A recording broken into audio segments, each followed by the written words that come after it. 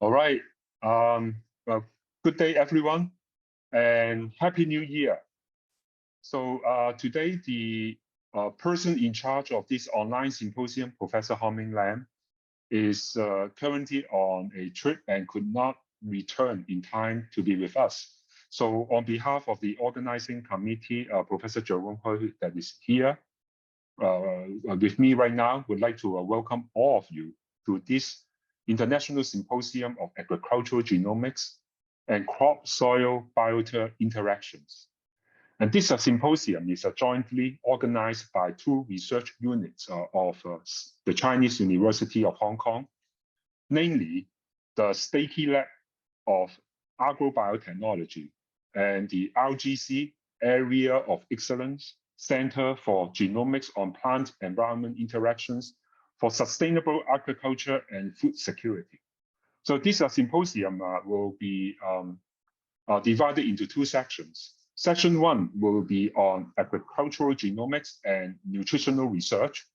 And section 2 will be on crop-soil biota interaction, nutrients recycling, and sustainable agriculture. You can imagine this being an international symposium. We have to accommodate all the attendees across the different time zones, so we will have a really tight schedule. And because of that, we do not have a Q&A section right after every single talk. So, for all the attendees, if you have any question, please feel free to type in the chat box, and there will be a discussion, open floor discussion section right after each section. And this is a really exciting for us because right now, as of now, we have close to 200 registrants from at least 7 countries or regions here. And we would like to take this opportunity to thank the efforts of the organizing committee members and the advisors of the Jacky Lab Academic Advisory Committee, and also the AOE, the Area of Excellence Scientific Advisory Committee, and the various support from the New Asia College, the SHO College of our university, and finally, all of you who have signed on to this symposium and to be with us today.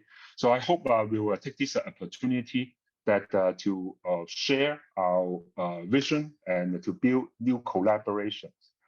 So with this brief remark, let's kick start. As I said, because we are on a tight schedule, so let's kick start this symposium on the first section. So we'll have the first speaker, and the first talk will be given by Professor Mark Chapman. Professor Mark Chapman is the associate professor at the University of Southampton, and prior to the position, he did his PhD in St. Andrews and a postdoc in Georgia, USA, and the Oxford University. So his lab focused on 2 main themes, that is the speciation, adaptation, and hybridization in the wild, and domesticated and crop evolution. So his work will covers genomics, transcriptomics, and also bioinformatics investigation. So with this brief introduction, may I pass the time to Mark. Thanks very much for the invite. It's very nice to be here. So what I'm going to talk about today is a more sort of general, interesting question that I'm working on right now, which is why we actually eat the species that we eat. If you imagine that we only eat a fraction of the actual edible species, what is it about these species that makes them domesticatable, and what made them take up, 99% of our diet is made up of, I don't know, 20 crops or something. So what I'm interested in is studying this question, but doing it looking at genomics and transcriptomics. So some of the things I'm going to talk about, we can really only do because we have these high throughput sequencing type approaches available. So just to acknowledge my funding sources. So I'm funded by the university and by two of the research councils in the UK, which is NERC and the BBSRC. This is my Twitter handle if you want to use that. Any other questions, ask me in the discussion section or drop me an email afterwards. Right. Okay, so I'm just going to go through these three things today. So first of all, what is domestication? So just to give everyone a background to make sure we know what I'm talking about.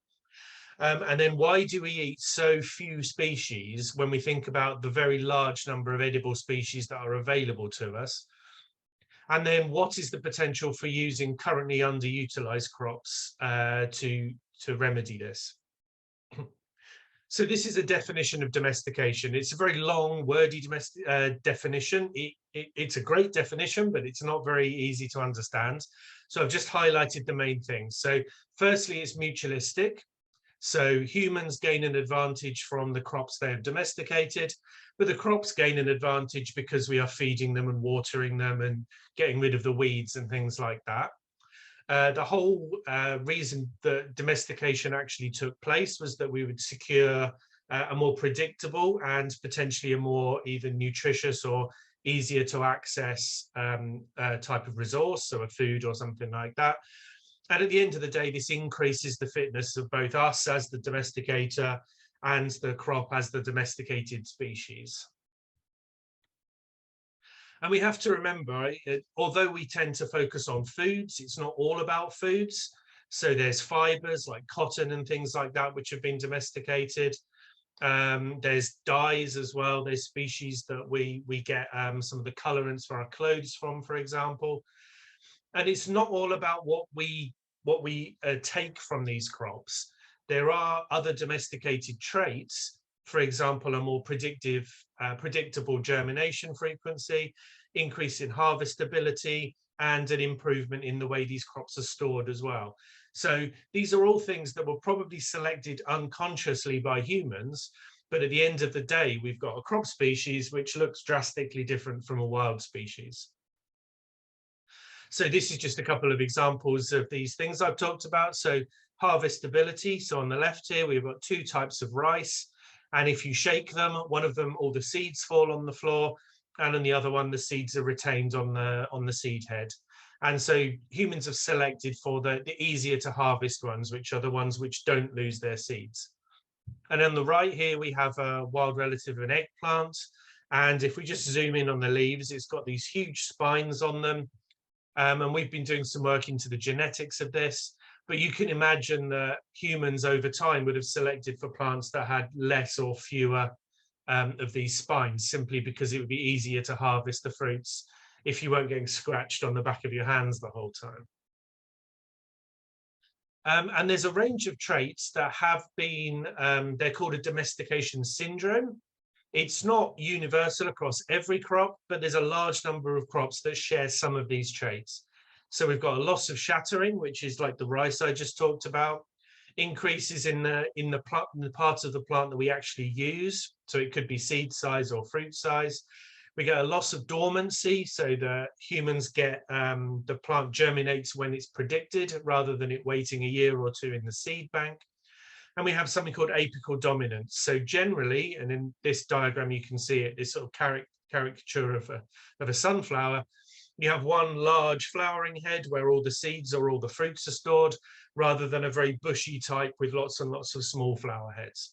And whilst these traits aren't completely universal, they do gather together at several crops will have these traits. And given that it only took place in the last few thousand years, the amount of evolutionary change is pretty significant. So there's just some examples here. We've got Brassica oleracea on the left, which has been domesticated in 4,000 to 6,000 years. And we've got Brussels sprouts, cabbages, cauliflowers, broccoli, kohlrabi, all from this same wild ancestor. In the middle here, we've got a wild and a domesticated sweet corn, so maize. And you can see a drastic difference in the plant we eat. These are to scale, of course, so it's an incredible change. And on the right, we've got different types of wheat going from a wild wheat to a domesticated wheat. And again, significant changes in the parts that we use. So what is the sort of the consequence of what we're eating? So at the moment, about 90% of our calories come from just 15 crops, and half of our calories come from 3, just wheat, rice, and maize. But there's thousands or even tens of thousands of edible plants. There's only a few hundred that we would consider domesticated. So why have we got this situation? And there's very good archaeobotanical evidence that humans were collecting and possibly even cultivating wild species 10 to 12,000 years ago in the Fertile Crescent. So why were some of these grown and then abandoned, and other ones were grown and became domesticated? So these are the two types of questions I'm trying to answer. And at the moment, I've got 2 PhD students working on this, and we've got a grant just about to be submitted, hopefully, where we can do some more work on this.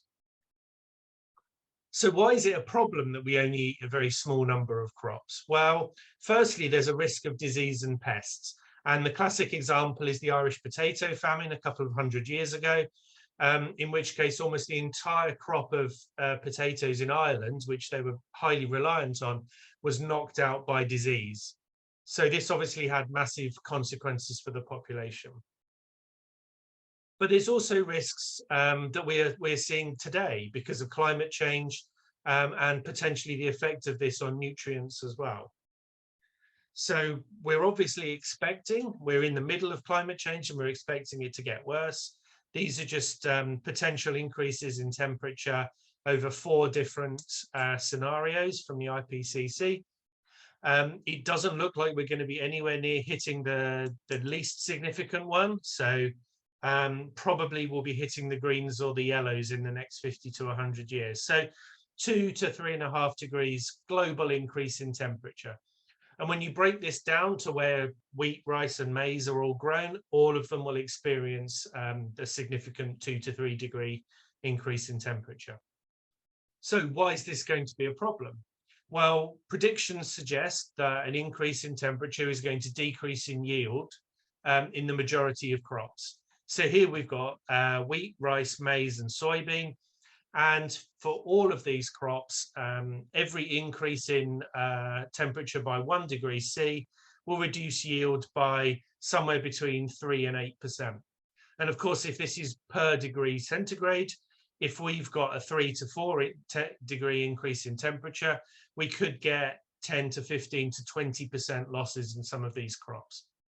So this is clearly a significant problem, and this is for our staple crops. Another thing about the crops we eat is we're generally not eating the most nutritious crops that are actually available to us. So on the left here, I've got some of the slightly more common legumes, and this is their protein percentage. And on the right here, we've got some underutilized beans, and I'm going to come back to these later. But you'll see that some of the beans that we tend to eat, so for example, and this is largely based on my experience, so edamame, lentils, pinto beans, black beans, kidney beans, lima beans, they have 10 to 15% protein. But if you look at some of these underutilized crops, it can be easily 20 to 30+%. Another problem that confounds those two is that an increase in CO2 could actually decrease the amount of protein and other nutrients in some of these crops. So again, by only eating a small number of crops, we are risking ourselves to be nutritionally insecure. And you can see here that with an increase in CO2 that we predict over the next 50 or so years, we can get anywhere between a few percent and 10 to 15% decrease in iron, phytate, proteins, and zinc in some of these crops. Not every crop, but several crops. So let's go back to the sort of more evolutionary question. So first of all, are all edible plants even domesticatable? So are we just eating the plants that we could domesticate? If so, this would mean that crop progenitors are different in some way from other wild species that have never been domesticated. So this is one of the questions I'm trying to answer. So let's think about what happens during domestication. So selection will act on novel traits. It might be a change in stature, an increase in fruit size, etc. So we need these novel traits to arise. So it could just be that progenitor species have more mutations these unusual traits crop up more often and humans select on them. So progenitors could simply have a high mutation rate. And this is something that we're trying to dig into across a range of fertile crescent crop progenitors at the moment. Another thing that we could think about is plasticity.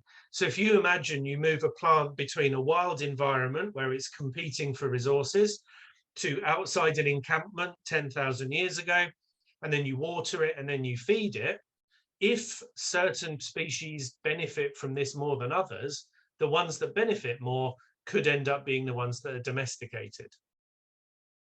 So as I said, we're digging into the mutation rate at the genome level at the moment, but I have a PhD student who's been looking at the plasticity. And this is just an example of some of her tomato plants. So we've got 3 different conditions, and basically these are genetically identical. These are the same accession of a tomato plant. And you'll see that the different conditions with different amounts of nutrients, smaller pots, larger pots, they give rise to significantly different phenotypes. So it could be that the wild progenitor of tomatoes had an increase in size or certain other traits when it was moved into cultivation. So one of the theories is that we have greater plasticity in the species that we have domesticated compared to other wild species, which we haven't. So there's been some work on this so far. So there's some work in teosinte, which is the wild progenitor of maize. And teosinte can look more like a maize plant when it's grown in poor soils or different types of soils where it doesn't normally grow. So this is just a photo of a teosinte plant looking more like a single maize plant with a smaller head, of course, in the wild in Mexico. And this is what if you change the CO2 and the temperature, you can change the floral parts of the plant as well. And what's interesting, I think, is that instead of just basing this work on a handful of morphological traits, we can do it on any trait that can be quantified. So we're doing this with transcriptomes. So then we're looking at thousands of traits instead of, let's say, a dozen height, shape, size traits. So in maize, there was some early work that looked at this, and they found that there were about 2,000 genes that were plastic in teosinte. So when you change the conditions, the gene expression goes up and down.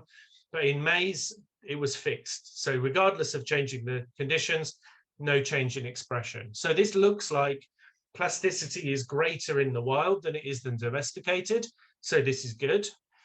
But they didn't find that domestication genes were found in this subset of the plastic genes. Now, there's a shortcoming of this work because the genes that they'd identified as domestication genes wouldn't have been picked up by this process, and we don't need to go into details.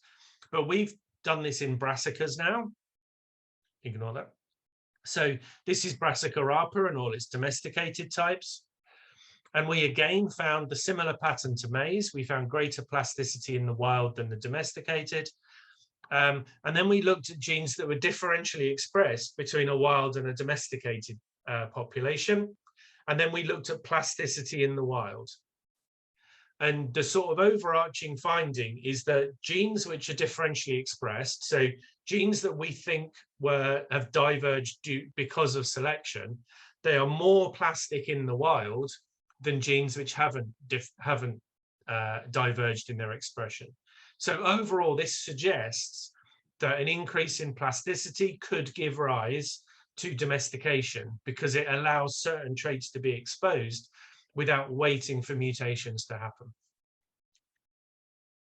So the other thing I wanted to talk about is potentially novel crops, and I'll just spend 2 minutes talking about these. So we've talked about staple crops. They lack diversity. They might be impacted by climate change. But as I said, there are hundreds of domesticated species. And if they're underutilized, we could actually be investigating them now. They tend to be locally important, but internationally not very well known. They tend to have yield that is nowhere near as good as a staple crop currently, although this could easily be a breeding target. They quite often have anti-nutrient factors. So these are compounds that prevent the body uptaking iron and zinc. So even if they have a very high iron and zinc content, the body might not be able to absorb this efficiently. But they can bring other novel, diverse traits that we don't get in our staple crops. And again, going back to these different protein crops, these legumes, even since the 1970s, people have talked about the benefits of these underutilized crops, so the 6 on the right. However, there hasn't been, until the last 5 to 10 years, significant amounts of work. But we've been doing some work on Lablab, and actually Professor Chan is going to talk about this in the next talk. But I've had a master's student who is now a PhD student with me, and she looked at the effect of drought on protein content. And again, we can see that the wild species does seem to be affected by drought more so than the domesticated. But it does seem that the domesticated species has less iron and zinc than there is in the wild. So there's certainly breeding to be done here. We've been doing some genome sequencing. So we have a paper under review at the moment, but there is an earlier version on bioarchive. We've sequenced the Lablab genome. And we've looked at, this is one of the bits that I'm interested in, the domestication story. So using whole genome sequencing, we've shown that there were probably 2 domestications of Lablab. So there's an Ethiopian group that is morphologically different to a widespread, more southern group. And it looks like there is domestication in both Ethiopia and Southern Africa as well, independently. So at the moment, it's not actually difficult or particularly expensive to sequence a genome. I'm not saying it's trivial or easy, but if you've got the right bioinformatic tools, it's not necessarily a challenge. But what I'm arguing as well is that we need to do pangenomic work. So simply relying on one reference genome, we don't get the whole gene space for that crop or that species. We need population genomics. So again, looking at the Lablab story, we know now that there were 2 domestications. So this creates interesting evolutionary questions, but also there might be genetic diversity in one gene pool that's absent from the other. And we need trait data. So actually, this is probably one of the most difficult things to generate, because you need the time and the space to do this. And something else that we need to bear in mind that has been highlighted recently in a Nature Plants paper is that a large number of crops are being sequenced by out of country. So there's a lot of native Asian and African crops that are being sequenced outside these countries. And I think it would be beneficial to actually have a better involvement of local scientists in this research. And so that's one of the things we did with Lablab, is that we did most of the sequencing in Africa with a group of two or three groups of African scientists. So I've got here questions, but of course we're going to save those till the end of the session. So I will stop there now. I'm a minute over, so apologies for that. Not at all. Thank you, Mark, for the very nice introduction for my talk. And so yeah, so as I said, we will save all the questions at the end of this section. So now allow me to share my talk. All right. So as Mark just gave a very nice introduction on the underutilized crops. So I will just give a really brief introduction on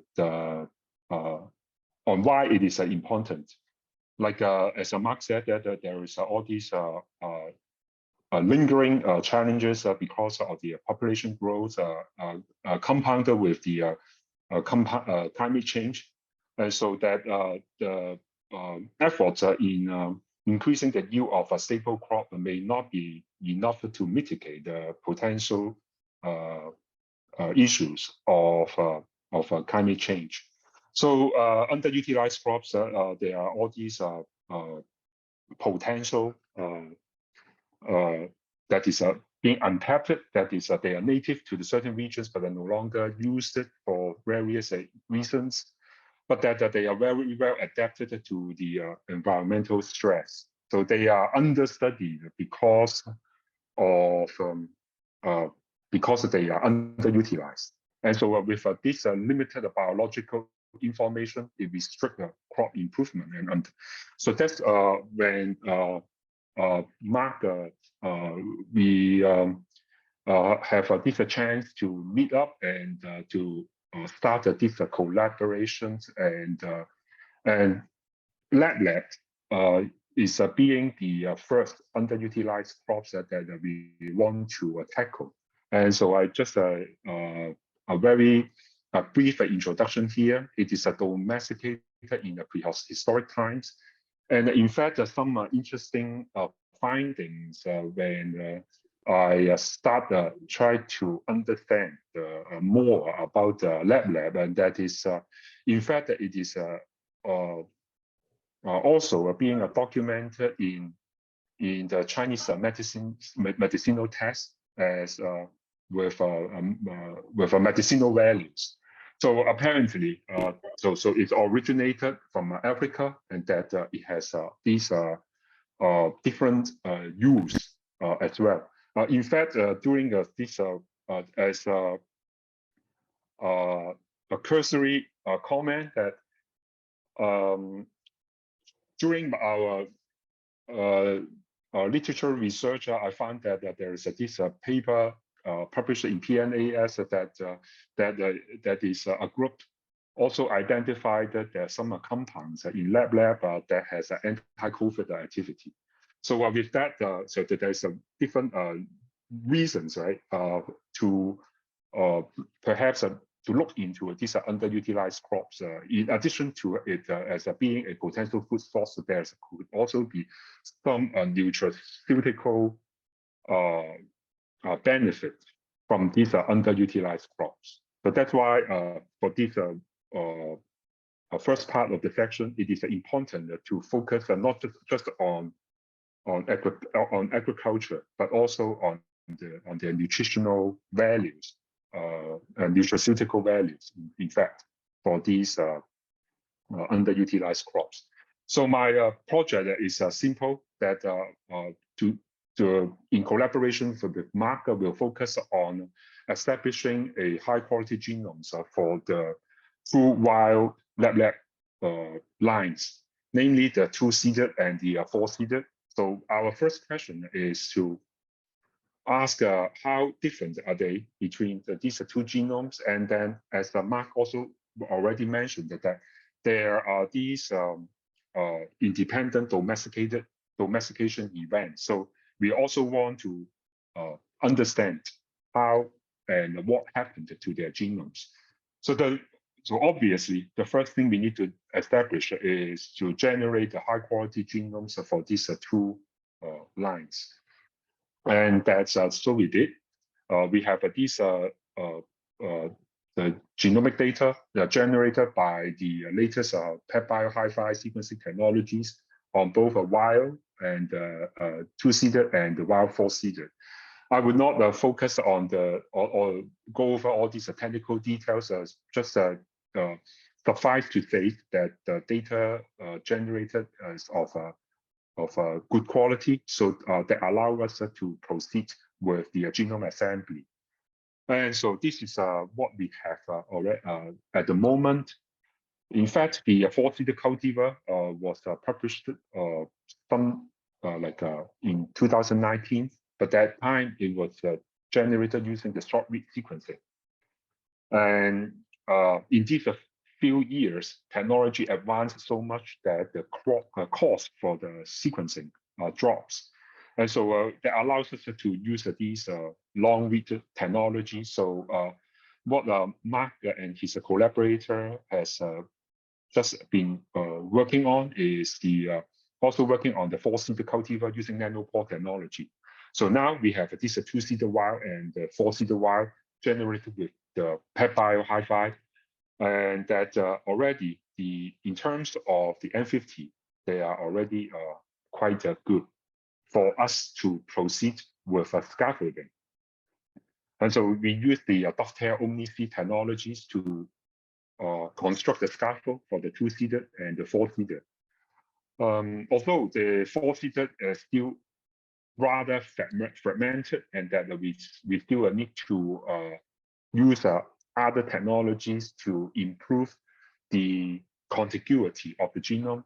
The two-seeded is pretty good already. So we have obtained all the 11 scaffolds for the two-seeded Lablab genome.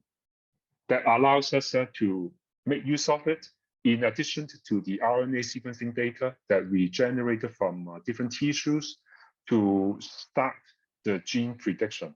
So we will use these RNA sequencing data as the evidence for us to annotate the genome. And so far we have these gene numbers. So this is the beginning step for us to start doing the comparison at the gene level and also at the structural level.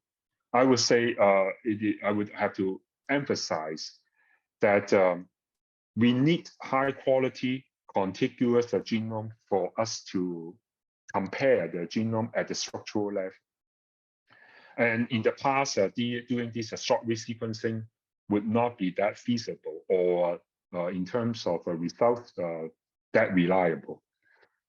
So right now, we have also compared these three genomes, namely the two-seeded, the four-seeded, and the four-seeded cultivar, and to have these initial comparison. Not surprisingly, the unique genes are only few, okay, and that the majority of genes are shared among them. So that requires us to delve deeper, as I said, in terms of the structure. So right now, this comparison is that whether the genes is a complete absence or unique to it, right? But in terms of the evolution and the domestication process, we do not expect that this will be something very dramatic. So at least we could, these are the relatively few genes that will be easier for us to focus on. And that the structure will, the variations will also assist us in the comparison. So right now we have this rough number. I should thank my student and postdoc to I would say rush out the results so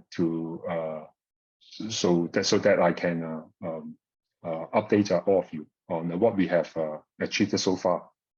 These are the structural variations between the two-seeded and the four-seeded wild, and as well as in comparison with the cultivar, the four-seeded cultivar, and that the gene numbers will not mean much at this stage. That would require a few things. The first step is that I need to emphasize that the reference graded genome will require a high quality annotation. And so with what we did earlier is using the short read technologies to generate the RNA sequencing data. As long read technologies is becoming more affordable, we could use that to sequence the transcriptome and generate high quality reference grade transcript annotation to annotate this genome as well. So we have just published this method recently. And also we could also make use of the advancement in the proteomic technology to look for the protein products, including those small peptides as well. So this we have done this before with a soybean, and we could easily apply this, well, I would say not easily, but with the techniques that we are capable of, we could look into the Lablab and also other underutilized crop as well. So my summary is that as Mark also mentioned, the latest genome technology, because of the advancement, the cost coming down, they are already enable us to generate these high quality resources in a short time. And that is now the perfect time to make use of these technologies to tap into the potential of underutilized crops. These crops may remain underutilized in the near future, but hopefully with our collaboration, with our effort, it will not be understudied. So with that, I want to thank my lab and all those students and postdoc highlighted, as well as the funding source from the FATI lab, the AOE Center, and also from Southampton to Mark and myself. So this is my presentation. I will move on to the next speaker. The next speaker is Professor Ndiko from the University of Western Cape. So Professor Ndiko is a good friend that we have known for quite some time. So Professor Ndiko Ludidi is the Professor of Biotechnology at the and also an established researcher with expertise in plant molecular biology, plant physiology, and biochemistry. He serves as a member of the management committee of the DSI NRF, that is also as a principal investigator in the Technology Innovation Program for the Climate Smart Regenerative Agricultural Project in South Africa. So his research interests are in plant-environment interaction with a focus on abiotic stress in plants and beneficial plant microbe interactions together with a regenerative agriculture. He merged these diverse fields of study towards the establishment of climate smart regenerative agricultural system to produce a climate change resilient crops and crop production system that promote environmental sustainability in agriculture to ensure food security. So may I pass the time to Professor Ndiko Ludidi.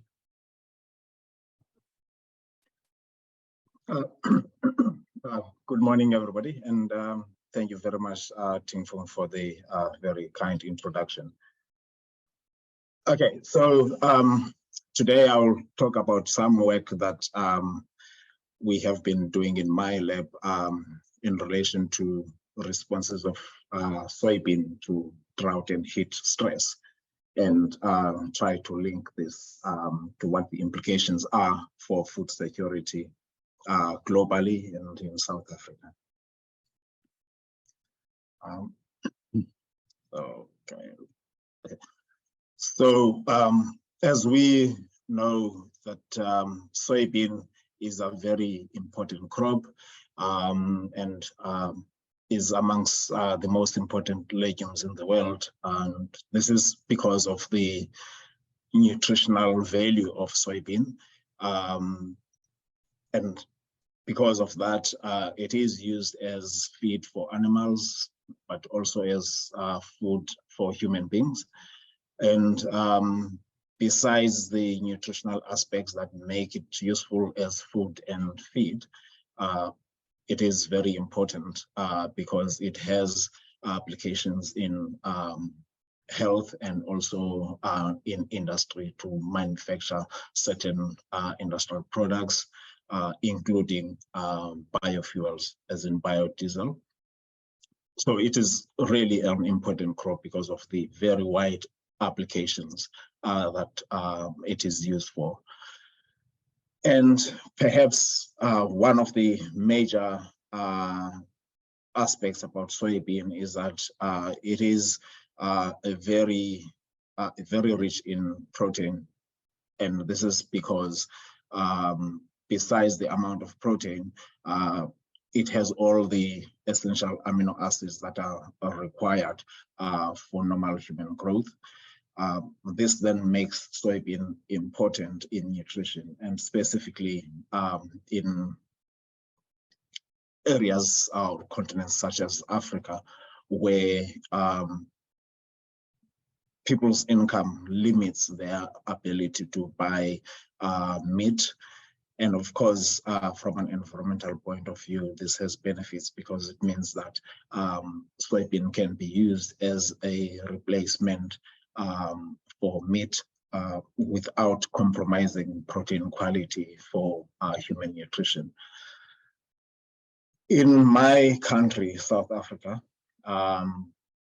soybean is one of the top crops, but as much as South Africa is a leading producer in soybean, it is not the only producer, because Nigeria produces quite a lot of soybean to an extent that is similar to South Africa. Other countries, including Zambia, Ethiopia, Mozambique, and so on, produce soybean as well. But in Africa, South Africa and Nigeria are the leading producers. As I've said, soybean is the 5th top crop in terms of production.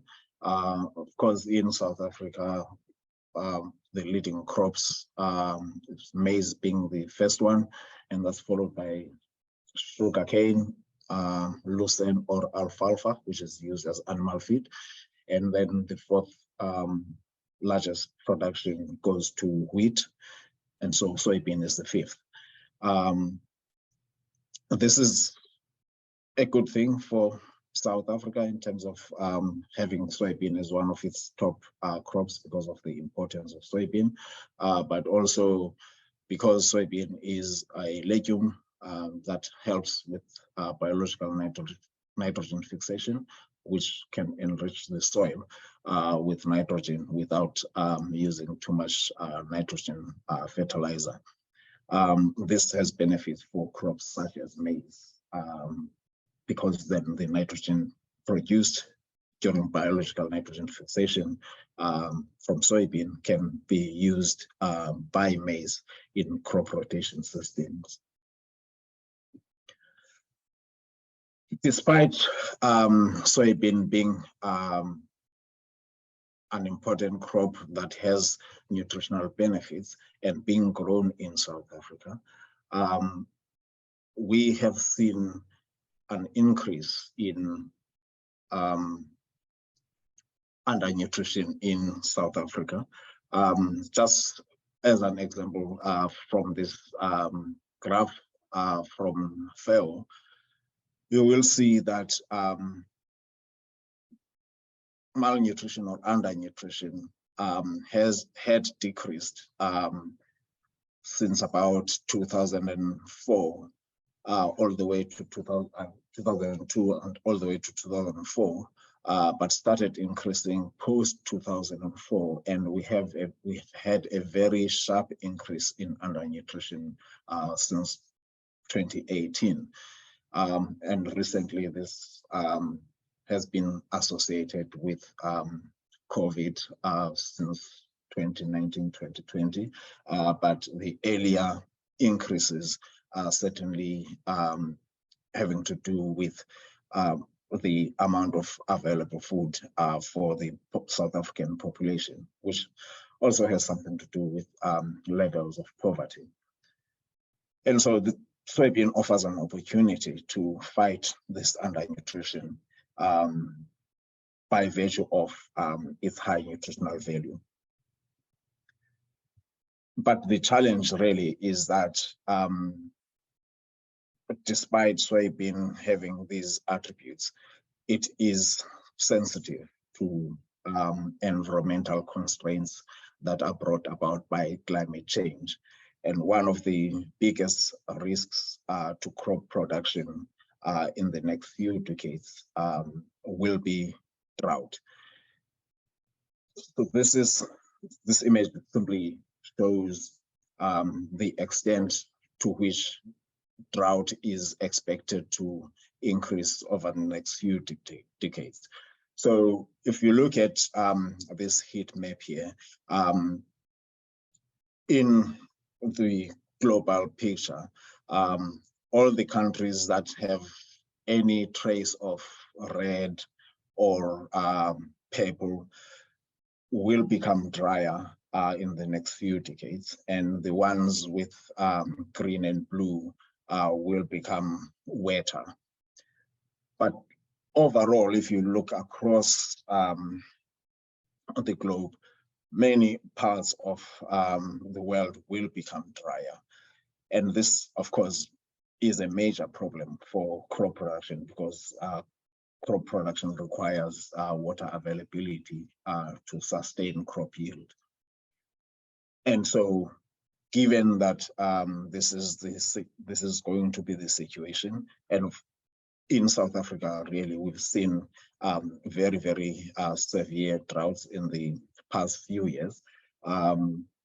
And you can see most of Southern Africa is actually red. This means that the potential to grow crops such as soybean and maize and other crops becomes limited. And so we need to do something to improve the ability of these crops to withstand such conditions, i.e. drought specifically. And the same goes with heat stress, where the prediction is that larger parts of the globe will become hotter. For example, you'll see that in most parts of Africa, things really, really look bad, because most of those parts will have an increase by up to 11 degrees by the year 2100. And that is not a good picture for crop production. As Mark has pointed out, that heat stress certainly has a negative impact on crop production. So one of the things that we try to do in our lab is to look at ways in which we can understand the mechanisms that control plant responses to a combination of drought and heat, and also these two stresses separately. So we've done this for soybean recently. And of course, when I say we, it's not really me, it's the students in my lab. So the work that I'm going to talk about from here on is work done by my PhD student, Mr. Musta Akandu, where he used a rain shelter that was divided into, well, essentially 4 portions, where the one rain shelter had a portion that received water to full fill capacity, and the other one received limited amounts of water that imposed water deficit on the soybean that was grown in that rain shelter. While the other rain shelter was exactly a replicate of the first one, except for the fact that the growing temperature in that rain shelter was elevated to an average of about 42 degrees Celsius in a space of 6 hours during the day, and at night it was allowed to cool to normal temperature. So the observed effects on soybean were analyzed on 2 soybean lines. One is which we call HNC 201, and the other one is KDP2. I'm not going to go into details really as far as what each bar graph shows, but just a general statement from the graph is that in response to both water deficit and heat, we get a decrease in the shoot weight for HMC 201, but that decrease as far as drought or water deficit is concerned becomes more pronounced in KDP2, while the decrease in response to heat is not as pronounced in KDP2. But a combination of both the water deficit and the heat stress leads to a much more reduced shoot weight for HMC 201 than the individual stresses alone. But for KTP2, the combined stress, that is heat and drought, leads to an even more sharper decrease in shoot weight. So this is depicted in the images for each of these cultivars, for each of the treatments. That one is drought for HMC21, that's heat for HMC21, and that's the combination of drought and heat for HMC21. And of course, the same goes for KTP2 in terms of these treatments. So just from these graphs, one can conclude that HMC201, despite having sensitivity to drought, that sensitivity is much less than the sensitivity of KTP2. That's for drought. And for heat, KTP2 seems to be less sensitive than HMC201. But the combination of the two stresses leads to higher sensitivity in KTP2 than HMC201. So essentially, then we regard HMC201 as a relatively more drought-tolerant soybean genotype than KTP2. Of course, we did other measurements to try and see if we can really maintain our conclusion that HMC201 is more drought tolerant than KTP2.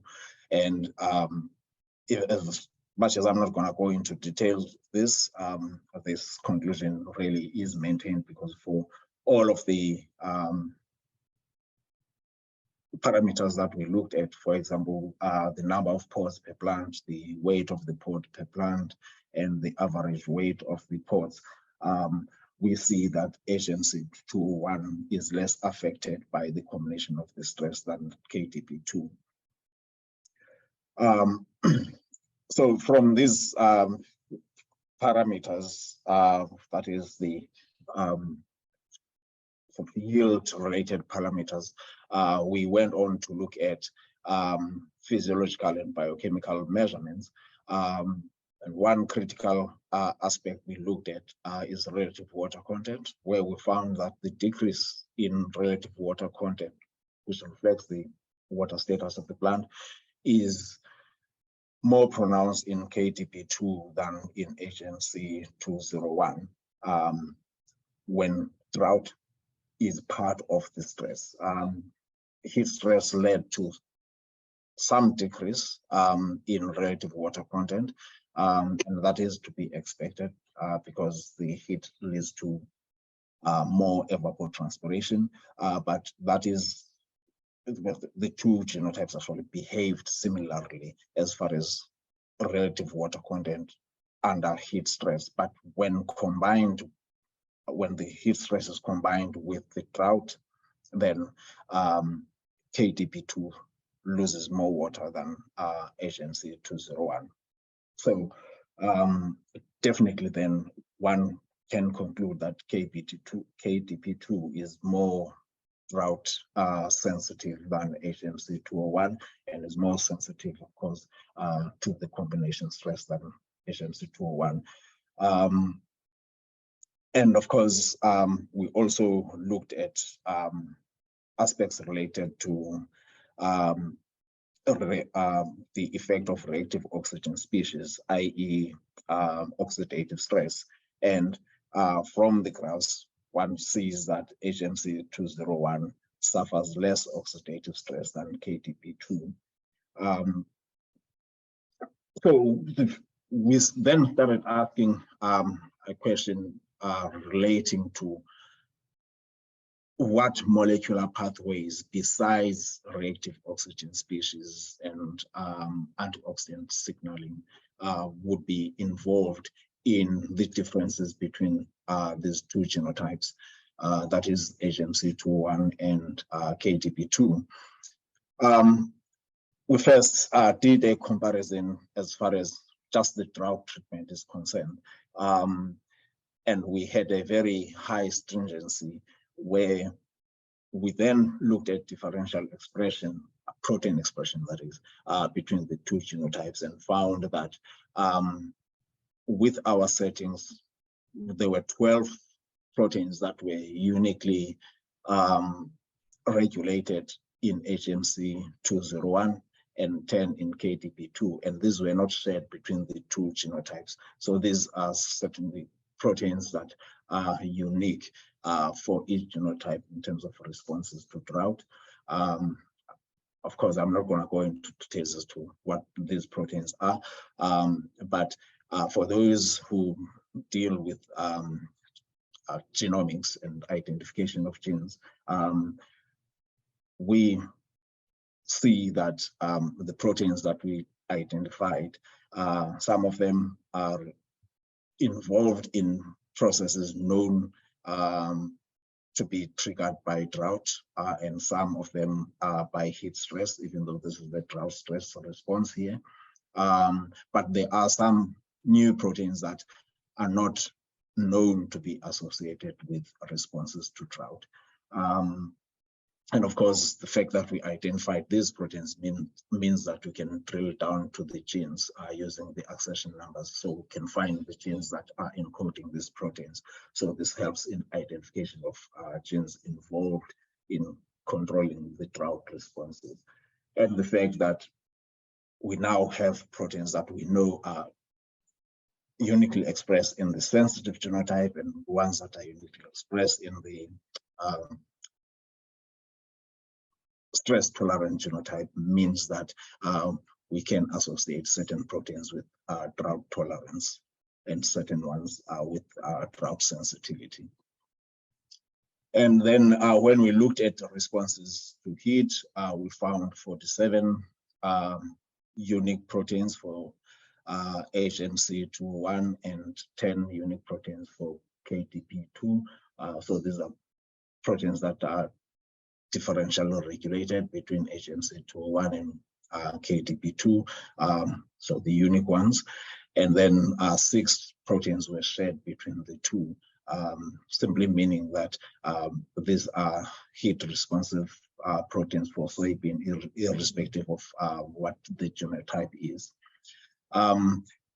So you will see that this image that I'm showing here has changed in terms of the people associated with the image. As I said, the bulk of the work is Musa Akanbi's PhD, and he had assistance from Dr. Ali as far as the proteomics analysis is concerned.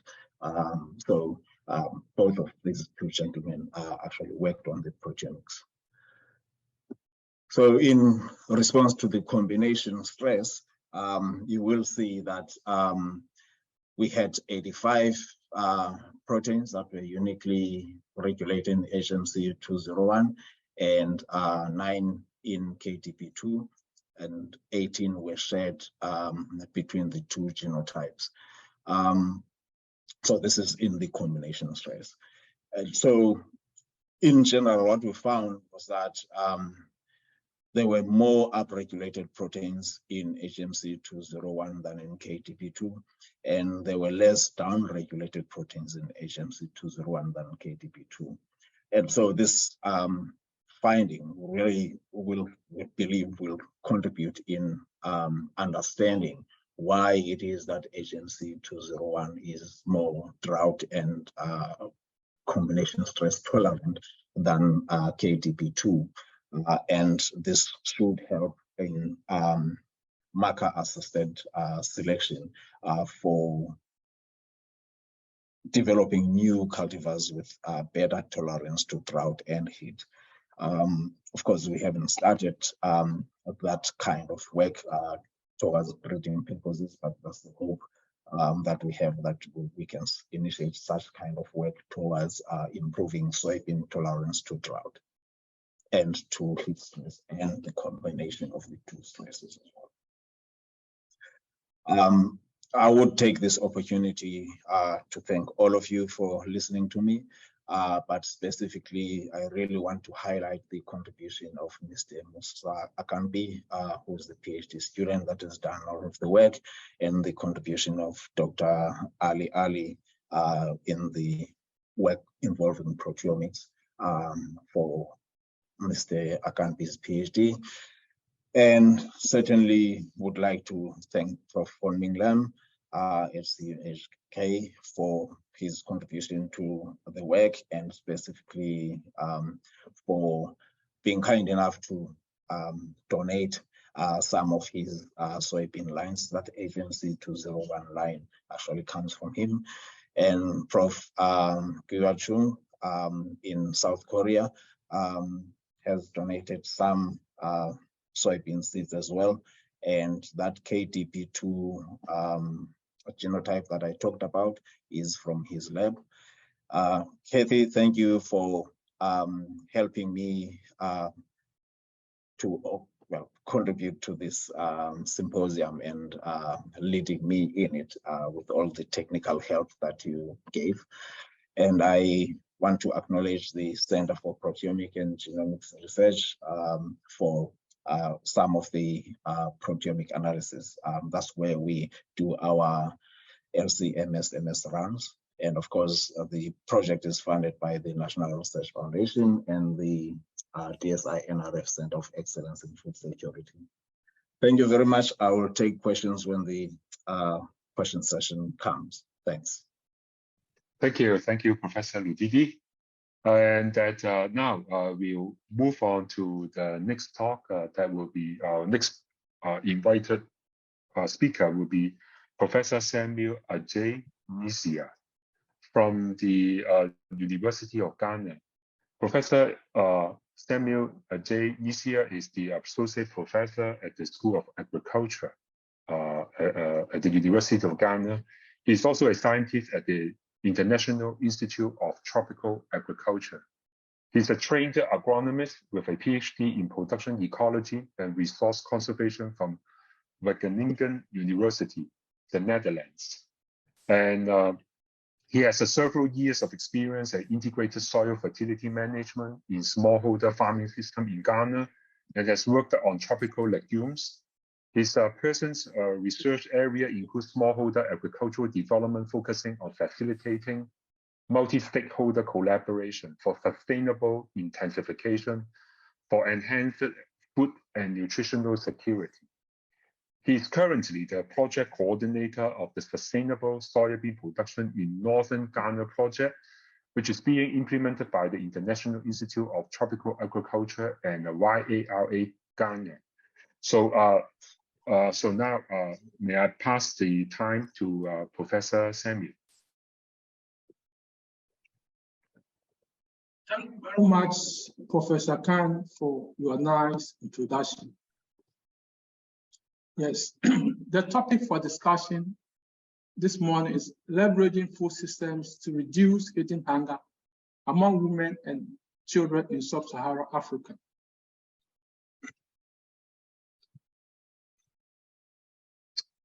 Global population is estimated to reach 9 billion by 2050. And most of the population increase is expected to come from Sub-Saharan Africa.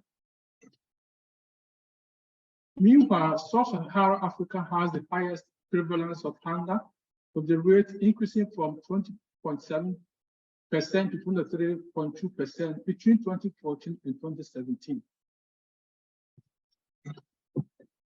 So population growth will drive significant increase in food demand within the next few decades.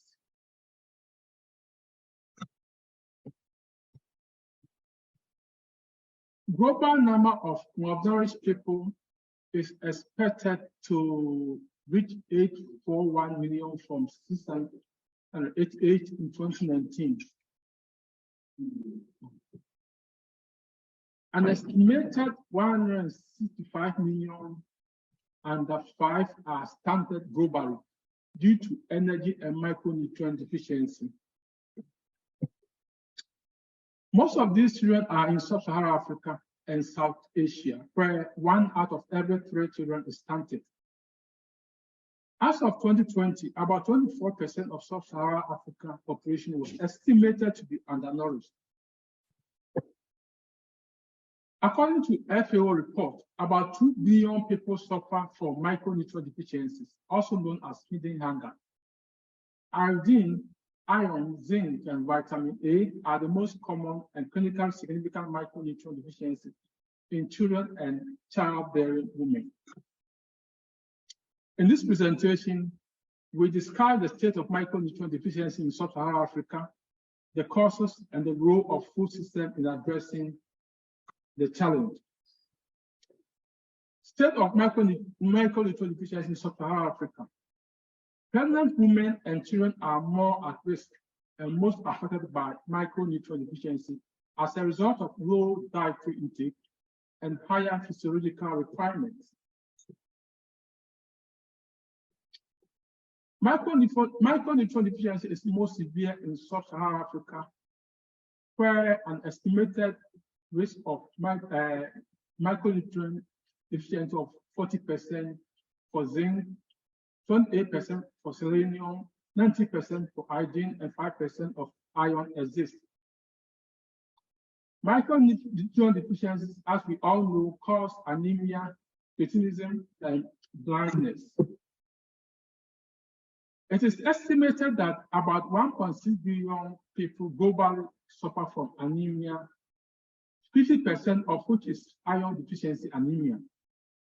It's also estimated that 20% of maternal deaths are attributable to anemia, and more than half of female population in countries like DRC, Ghana, Mali, Senegal, and Togo are affected by micronutrient deficiency. It is estimated that 48% of children under 5 suffer from vitamin A deficiency in Sub-Saharan Africa. At the same time, 24% of Sub-Saharan Africa and 1/3 of global population is also affected by zinc deficiency. Although many factors contribute to micronutrient deficiency, most of these factors are more or less related to our food system. World Bank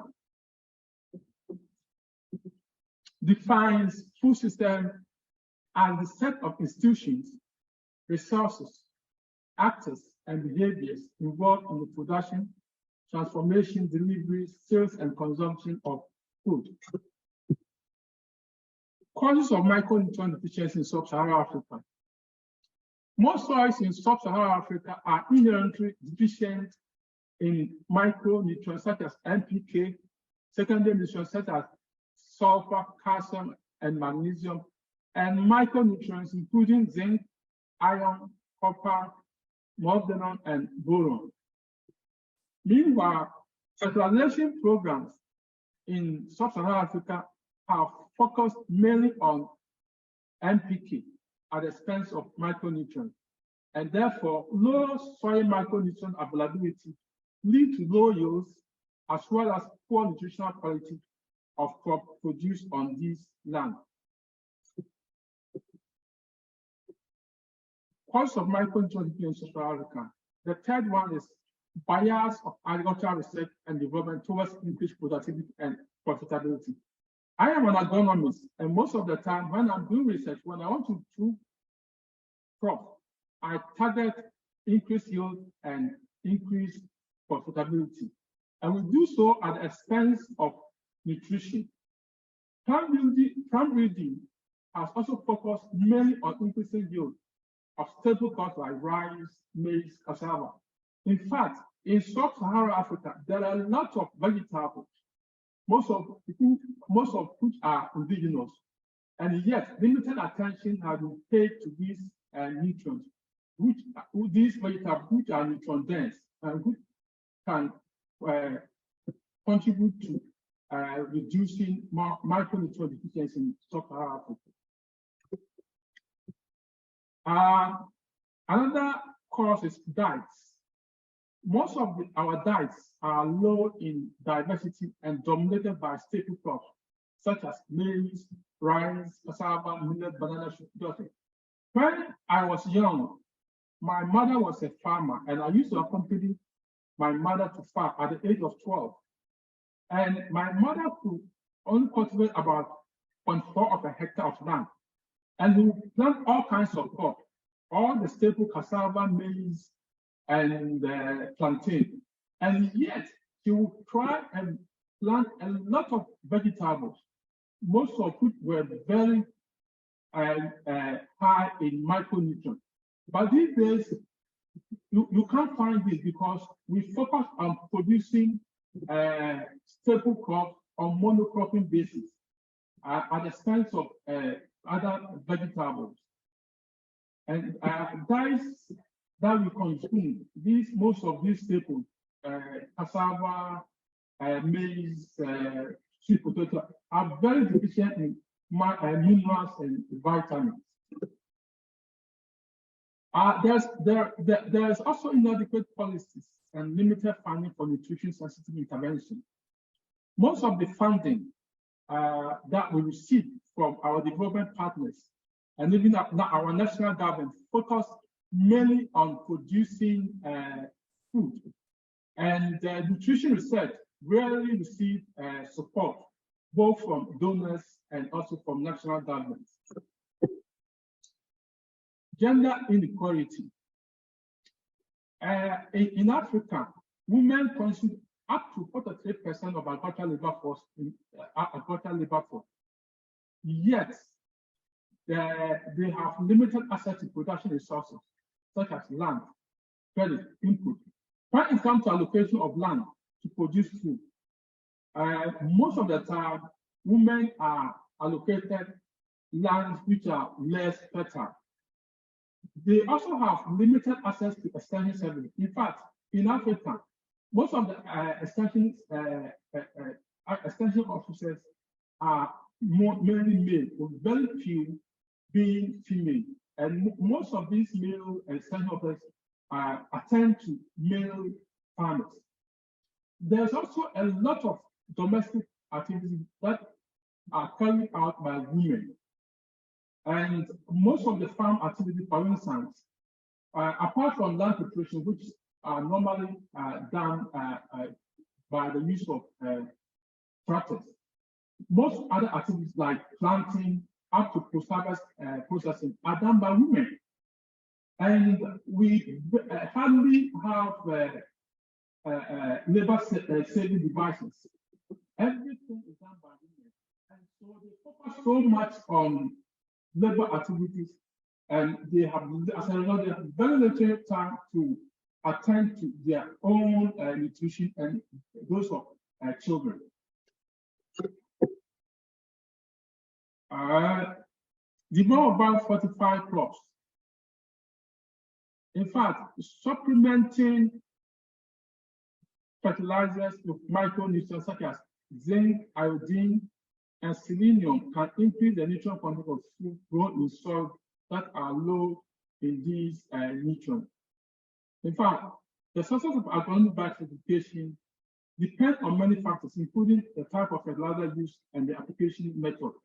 In fact, when micronutrients are applied as foliar, the uptake is normally higher than when they apply on the soil. Another intervention to reduce micronutrient deficiency is development of biofortified crops, like breeding crops to improve nutritional content while maintaining value traits such as yield, resistance to disease, and pests. In recent times, a lot of effort has been made to breed fortified food crops, such as orange, vitamin A, red orange sweet potato, and golden cassava with high level of beta carotene, and then biofortified orange maize. In fact, in the past, we had a lot of these crops which were indigenous. Even when we were growing up, we have cassava, golden cassava, which was very nutritious and high content of vitamin A. But with time, with the introduction of exotic crops, we've lost most of these crops. And now it is good that we are coming back to breed for crops that have these characteristics. There's also the need to promote diversified crop or farm enterprises or production systems. In fact, Because now agriculture is focused on producing crops for the market, most of the farmers are encouraged to produce monocropping like maize, cassava, and others. And because of this, monocropping system results in less nutrient diversity in household diets and contribute to poor nutritional outcome. So to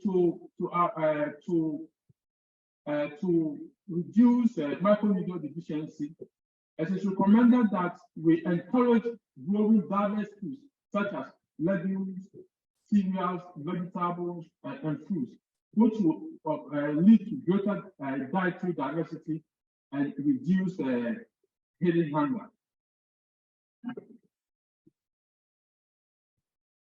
There is also the need to integrate balanced diet and nutrition models in agricultural extension.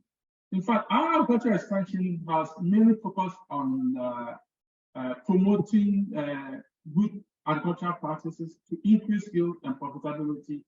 And extension advice highly focused on supporting households to consume nutritious food.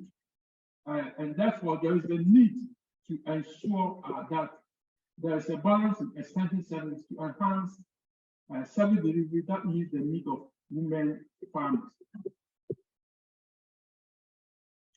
There is also the need to promote gender equality. We have to empower women for nutrition by increasing access to and control of production resources, and also promote the use of labor-saving devices so that the women's farmers' labor will be free to take care of their nutrition and those of the children that we feed. There are areas that we have to look in order to address some of these challenges in terms of research and policy.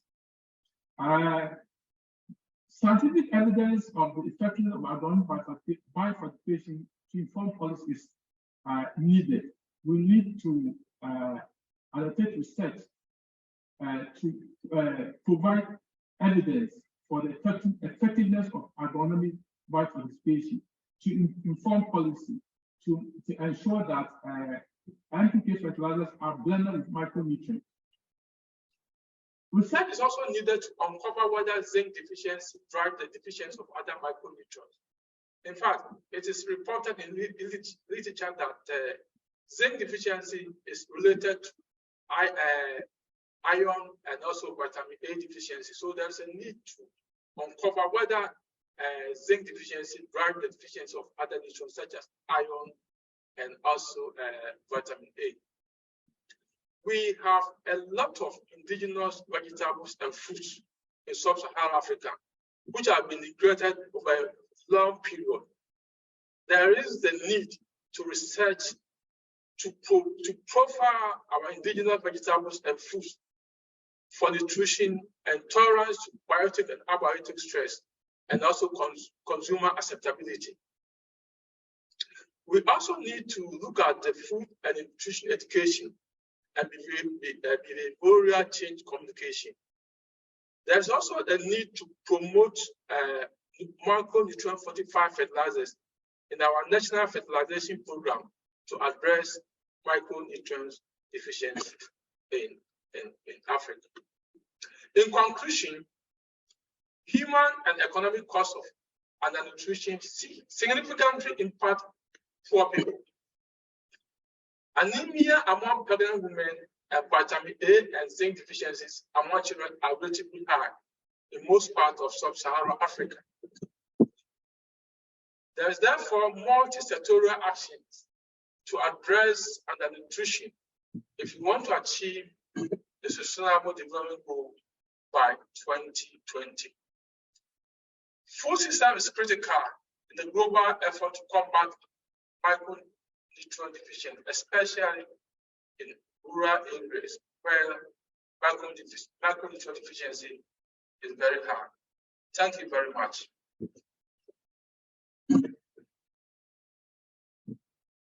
Thank you so much.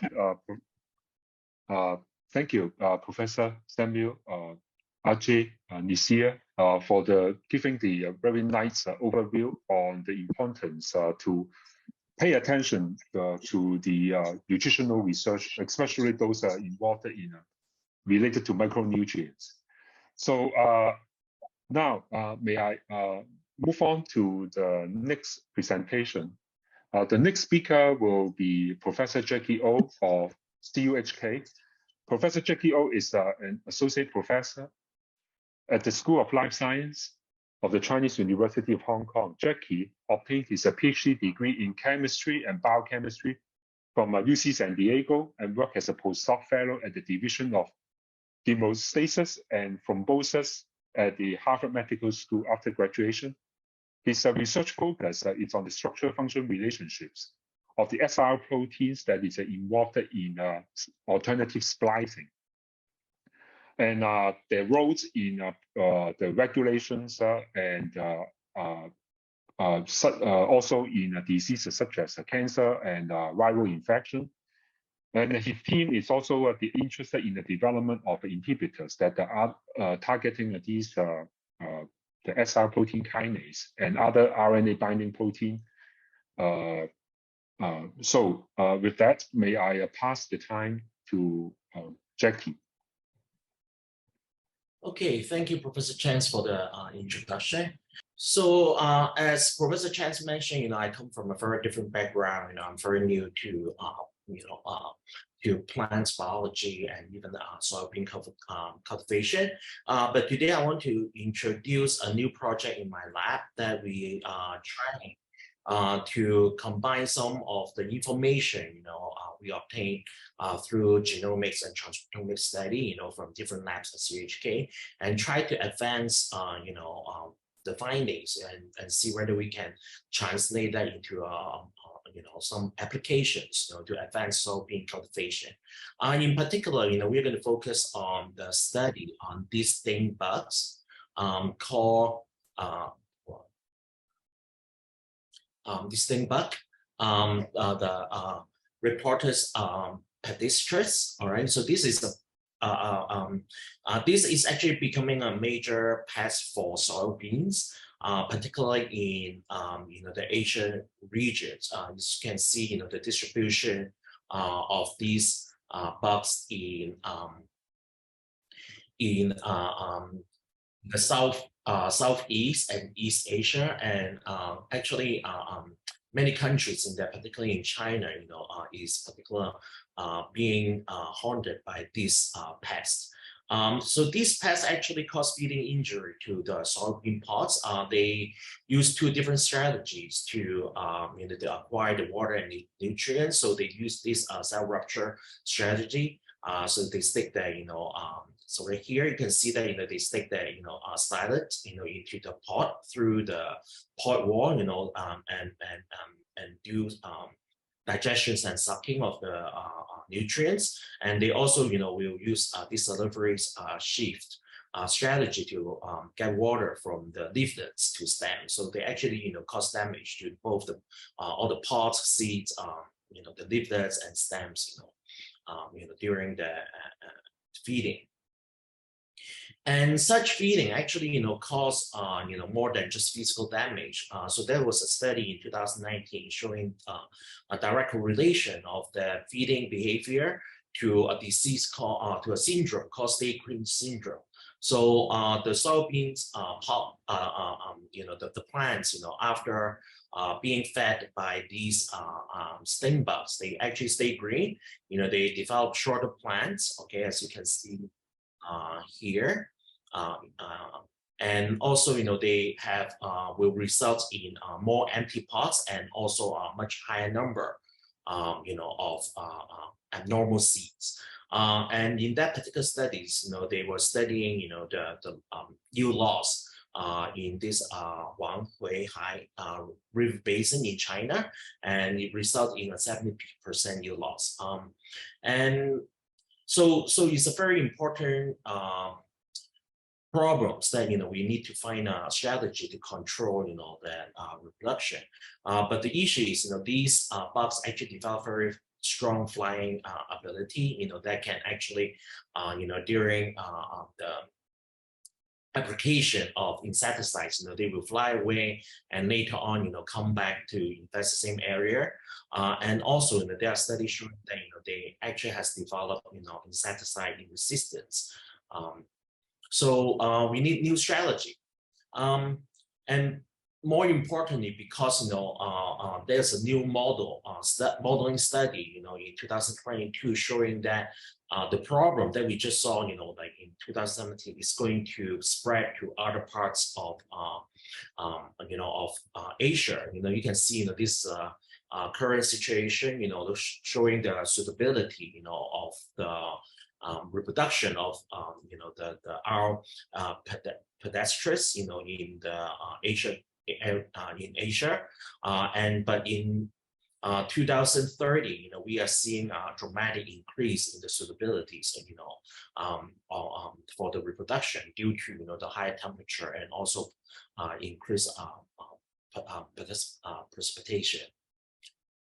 So we need new control strategy, as I mentioned. But we want to look for something more eco-friendly, just like chemical pesticide. So we have pretty unique opportunities at CHK. We have heard Professor Chan's talk on how he applied about genomic and bioinformatics study in identifying some novel peptides that could be encoded by non-coding RNA in soybeans. So this indicates that we might have a chance finding some maybe host defense, novel host defense peptides in soybeans to combat the insects, the pests. And another opportunity is Professor Jerome Hurst, who is going to give a talk later today. His lab actually has finished the assembly of the genome and transcriptome of different stages of the pests from Hong Kong. So with all this information, of this genomic information, we try to dig into the genome and transcriptome and see whether we can identify some novel agents, to use as a pesticide. And one particular area, I personally, has more experiences in peptides, actually in therapeutic peptides. So we are actually looking at peptides, from these libraries and see whether we can identify novel ones, that can be used as a pesticidal agents. Most important, the major reasons are peptides are biodegradable. They save the environment, and even human consume them. We can easily degrade them with the if they are under the right modification. So shouldn't raise public concerns and health concerns. By looking at the data and what we have done, Professor Hurst's lab has done a lot of analysis on that, and we actually has identified several families of neuropeptides, which are actually signaling molecules in insects to regulate a lot of physiological processes like feeding, metamorphosis, reproduction, and so on. And it has been shown that one particular family of neuropeptides called parakinins, or another name is thermal biosynthesis activating neuropeptides. In short, we call them the PKP-band peptides. They actually, when they are stabilized and feed back to the insects, they actually will exhibit protein, oral antividin, and physical effects to the insects. And these peptides are actually, depending on, where you get it from. What family of insects you get it from. They can be, between 5 to 80 amino acids long, and they all contain a consensus C-terminal sequence, with a phenylalanine, any amino acids, and followed by, proline, arginine, and ice, and leucine at the very end. And these peptides, after processing, they will actually be processing into these shorter peptide, and they can use as a signal molecule. They bind to GPCR and will exert certain biological effects. So through again, collaboration with Professor Hui's lab, we have identified the pre-propeptide, in the sting bugs, and you can see that, through sequence analysis show that, they actually share very little amino acids sequence homology with other PK-P-band pre-propeptides in other insects. So it's very difficult, to identify, which region are actually functional and, how they function. So one thing, we want to study is, how they affect, for example, the GPCR expression, for in the insects after they intake the peptides again. So we again, we have, through collaboration, we have identified the 3 GPCR. Actually, we built the phylogenetic, and we have done phylogenetic analysis and identified 3 potential, PK binding GPCRs in our pediatrics. And we want to, investigate, after we fed, the insects, with the peptide, what will happen next. So analysis of these, I won't have enough time to explain how we actually design our peptides, but through analysis, of the PPAN pre-propeptide, we identified 3 potential. You can see, 3 regions of that contain, the consensus sequence. So we have, actually designed and synthesized, 3 of these peptides with different type of stabilization modifications to hope that, they can be injected and still assert bioactivity effects on the bugs. Currently, we are testing, after we feed the insects, the peptide, what happened, to the GPCR expression, how it changes the nutritional composition and how actually change the feeding behaviors, of the bugs. We are still analyzing, a lot of the data, so I won't show, too many data we have. We are still, trying to accumulate data because we need to actually study a lot of bugs. But, these are just preliminary data showing that, for example, for a 24-hour food preference, for comparing to, just naked soybeans with soybeans covered with the peptides, we actually surprisingly show that, the bugs actually prefer beans, covered with the peptide. But after they actually consume these beans, soybeans, they actually show a little bit different digestive behavior. You can see, the fecal patterns, they are very different comparing, to the bugs feed on control beans. And actually, we observed that, some of the bugs that feed on the beans coated with the peptide has a decreased body weight, and also, they actually has more, but they actually, feed more on those bugs. But I won't go into the details. But in short, the summary is, hopefully, I convince you that, these bugs is an increasing threat to soybean cultivation, and we really need an eco-friendly strategy to control them. And PK-P-band neuropeptides will be a possible solution, and hopefully, through the studies we are going to do, we hopefully identify some eco-friendly peptidal insecticides that can actually, control these pests. Okay, so after all, I want to thank, the different teams at CHK that provide help on this project, Professor Lam Hon-ming, Jerome's, and also, Professor Chan's lab, TF Chan's lab. And thanks, the students, Dr. Lee Chada from Jerome's lab in helping in a lot of the experiment.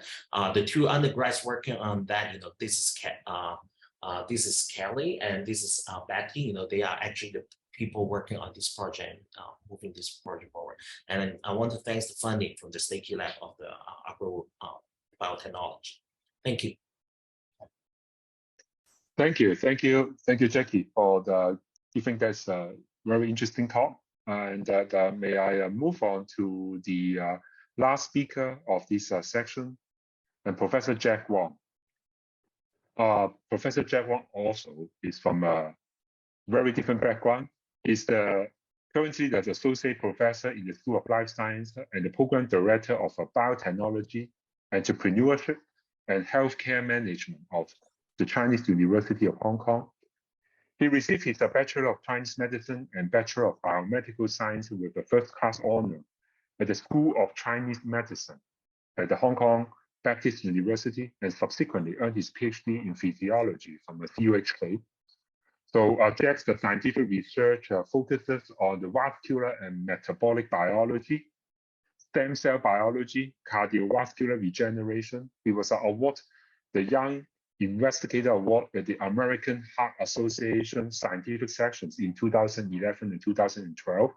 And he's also currently the president of the Academy of Cardiovascular Research Excellence, Hong Kong. So Jack. Thank you, Professor Chan. So first of all, I would like to take this chance to thank the organizing committee, Professor Hao-Ming Lam, Professor Ting Fung Chan, and Professor Jerome Hui to organize this important symposium. I enjoyed the previous talks so much from experts in crop science, bioinformatics, and biochemists so far. And myself is, as mentioned by Professor Chan, I'm not in the field of crop science. I'm a physiologist. I'm interested in looking into the beneficial health effects of some crops or active ingredients in crop on human health. So in this talk, I'm going to tell you the cardiovascular benefits of soybean. But first of all, why the cardiovascular health? As you know, cardiovascular disease are the leading cause of death globally, and cardiovascular disease actually is the world's #1 killer. And it's the leading cause of death globally, as you can see from this graph. Ischemic heart disease, stroke. These are the cardiovascular disease that kills most of the people in the world. And another observation is you can see that there is an increased chance of hypertension of females, okay, when they are older than 65 years of age. So in this curve, you can see that the endothelial function is impaired across the stage of menopause transition. So indeed, so when females actually get older, and during the age of in the pre and post menopausal period, so this in the y-axis shows the brachial artery flow-mediated vasodilatation. So it's measuring the vascular function in those females. We can see that for the menopause transition, and it's indeed impaired the endothelial vascular function in those females. So this talk is about the beneficial effect of soybean. So indeed, diet is a core factor that contributes to cardiovascular health. So among all these core behaviors, diet indeed actually contributes to the cardiovascular health.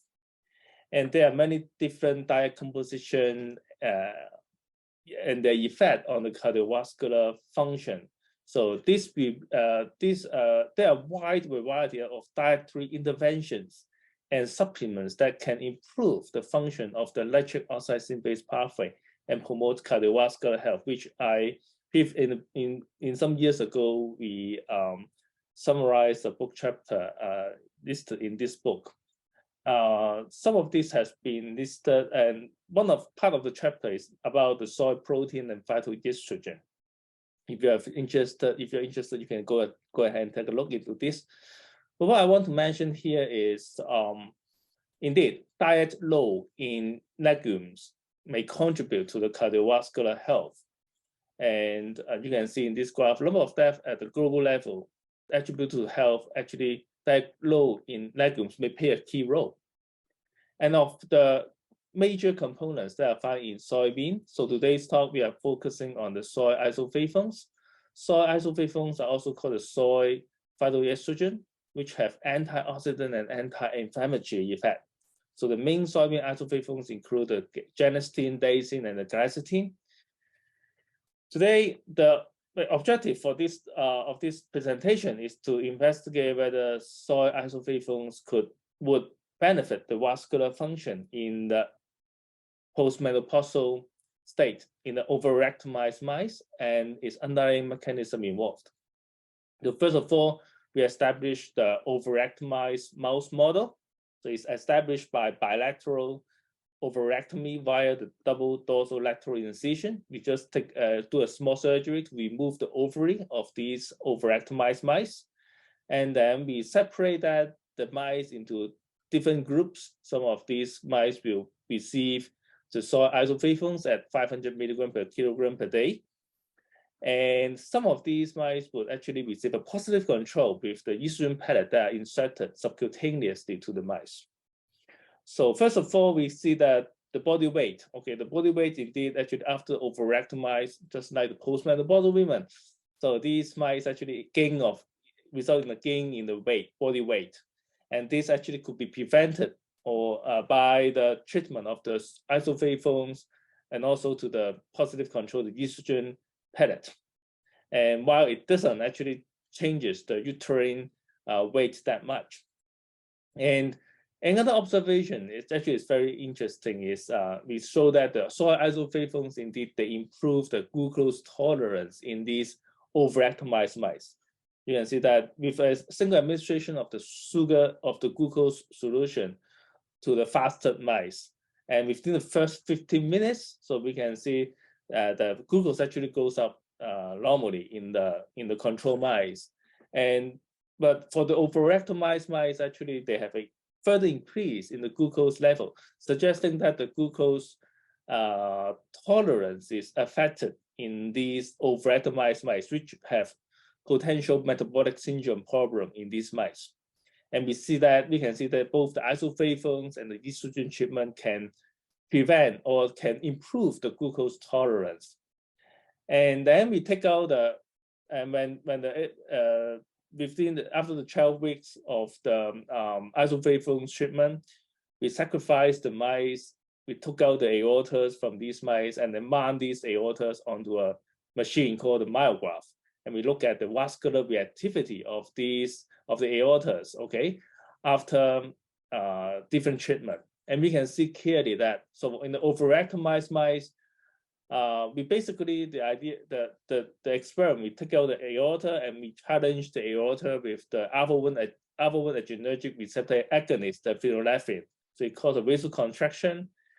And then we used the acetylcholine, which acts on the muscarinic receptor type 3 on endothelial cells to mediate the endothelium-dependent vasorelaxation. So in this graph, we can see that in the control mice, it has a very good endothelium-dependent relaxation, suggesting it is normal, it is healthy. But in the overoptimized mice, so basically, you can see that the acetylcholine mediated endothelium-dependent relaxation is impaired significantly. It even have some contraction in the endothelium-dependent contraction in the higher dose of acetylcholine. And interestingly, actually, isoflavones and the estrogen can both prevent the endothelium-dependent relaxation impairment in the overoptimized mice. While this actually didn't affect the sodium nitroprusside, this is the anodonor-mediated vasodilatation.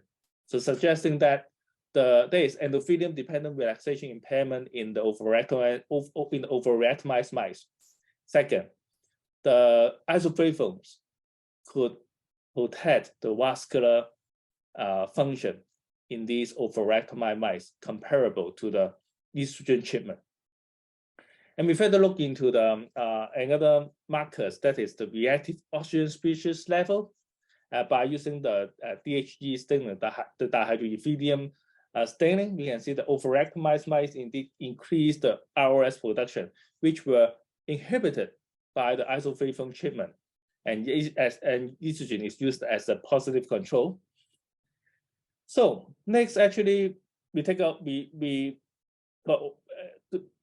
after sacrificing the mice, we also collect the plasma from these mice, and we use the ELISA to measure one of the so-called the stress hormone, the cortisol, the corticosterone level in these mice. We see that in the overoptimized mice, the cortisol or the corticosterone level is increased in these overactive mice, which were suppressed by the isoflavone as well as the estrogen level. It is to mention that the stress hormone in the postmenopausal women indeed increase. So, and then we design an experiment. We cultured endothelial cells, and we treat these cultured endothelial cells with a synthetic cortisol, with a synthetic glucocorticoid, that is the dexamethasone.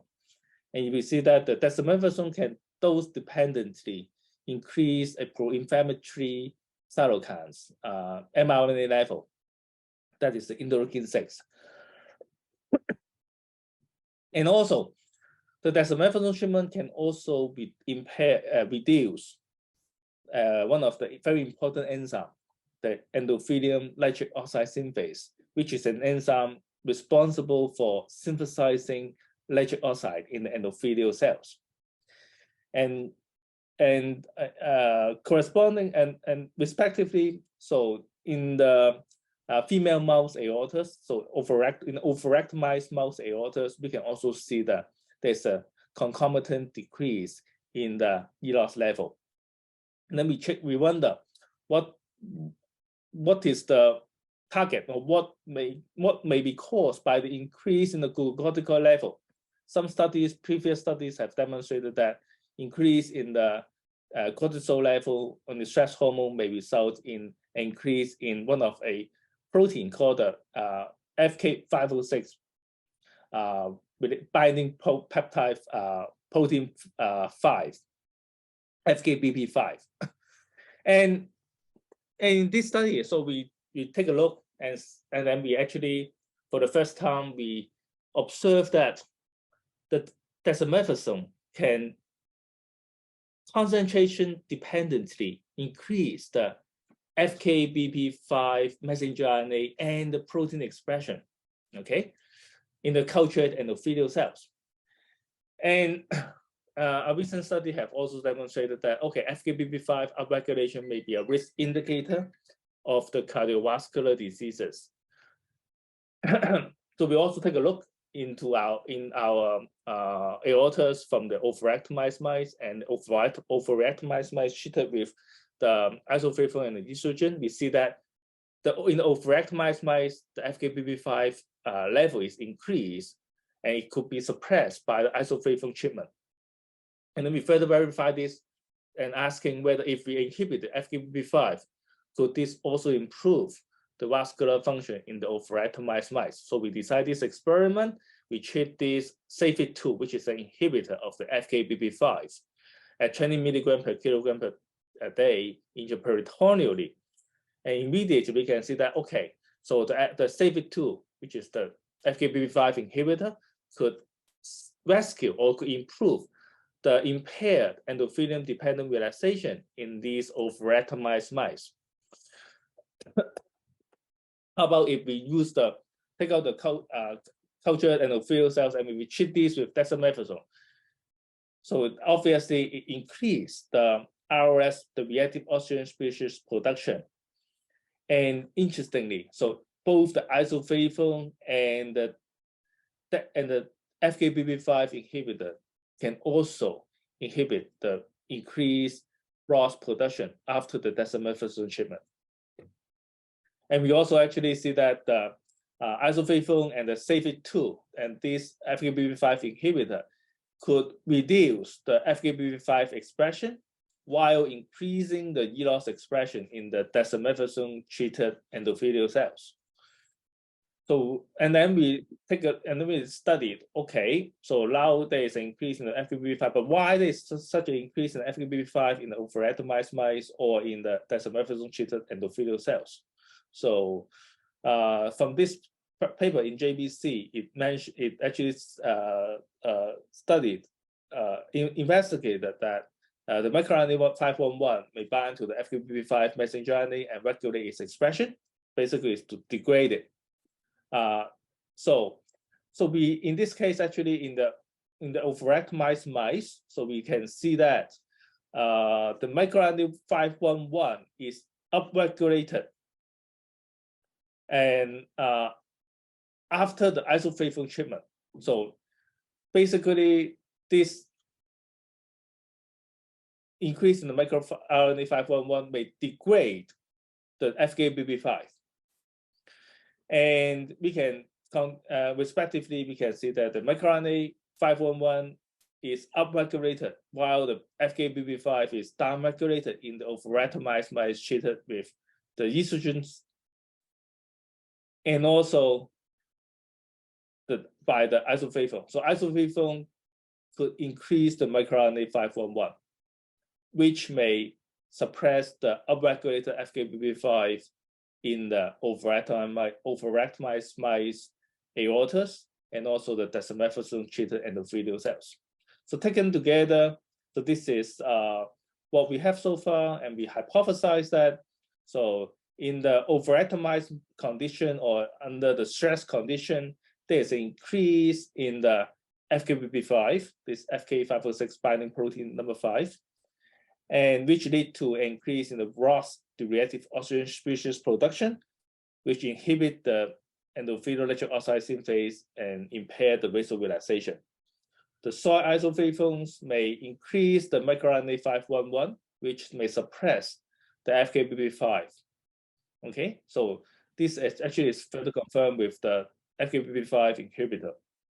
So in summary, so I hope that after this talk, I kind of may convince you the beneficial effect of the soy isoflavones in the postmenopausal status with some novel mechanisms support this beneficial effect.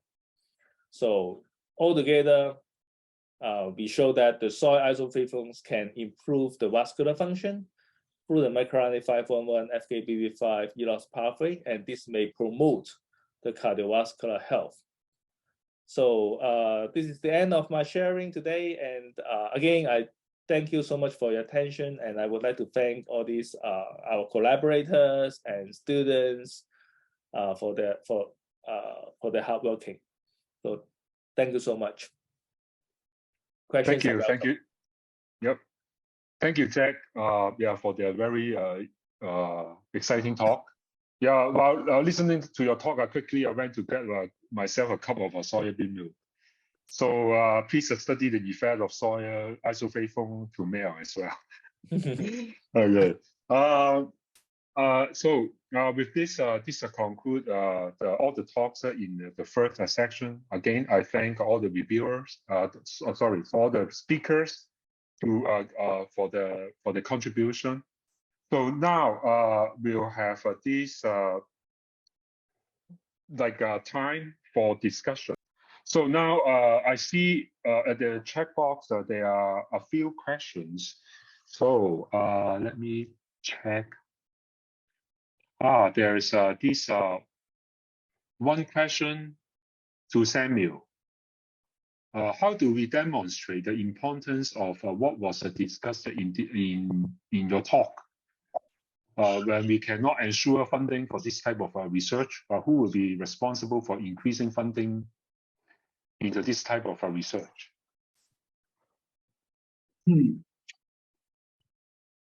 fact, these days there's much interest in food systems, and people, funding agencies are ready to support such work. Recently, there was a call for proposal by USAID to improve nutrition in West Africa through use of fruits and vegetables. So I think that because of health, they need to improve health through nutrition. These days, funding agencies are ready to support food projects. But we also need to advocate for such funding for such projects or for such research, in view of the fact that micronutrient deficiency is killing a lot of people these days.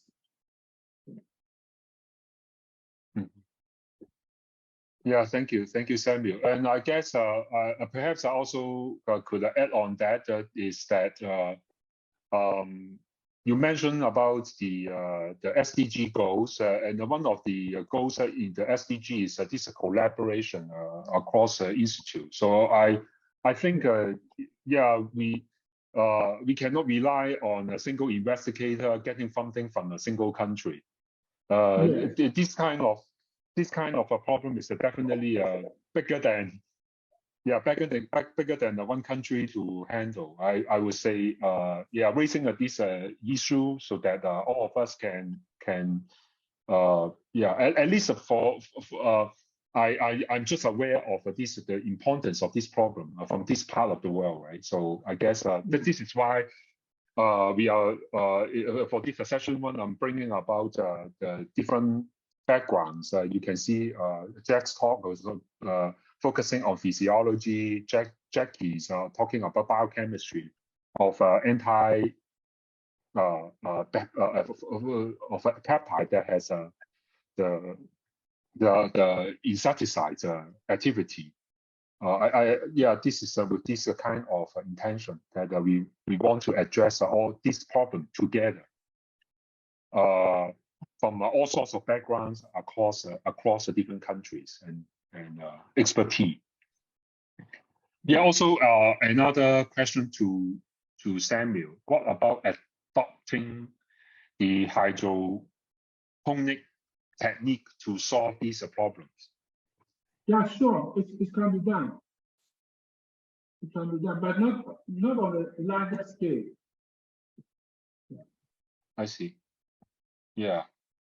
And okay. So I hope that this address your questions. Now, also some question to Jacky about your presentation on the stink bug. There must be some molecular reason for its attraction to a specific host. That's very interesting question. Yeah, actually, I do not know that much about what kind of things. It could be like some I don't know, something on the soybeans that attract these bugs. It would be very interesting to investigate how the bugs actually be so specific for the soybean, for particular crops. Yeah, that would be a very interesting thing to investigate. I see that you have another question on what isn't there any biocontrol for these pests? To my understanding, I think they just simply use commercial pesticides for these. And the problem is, last couple of years, and there are studies showing that these bugs actually develop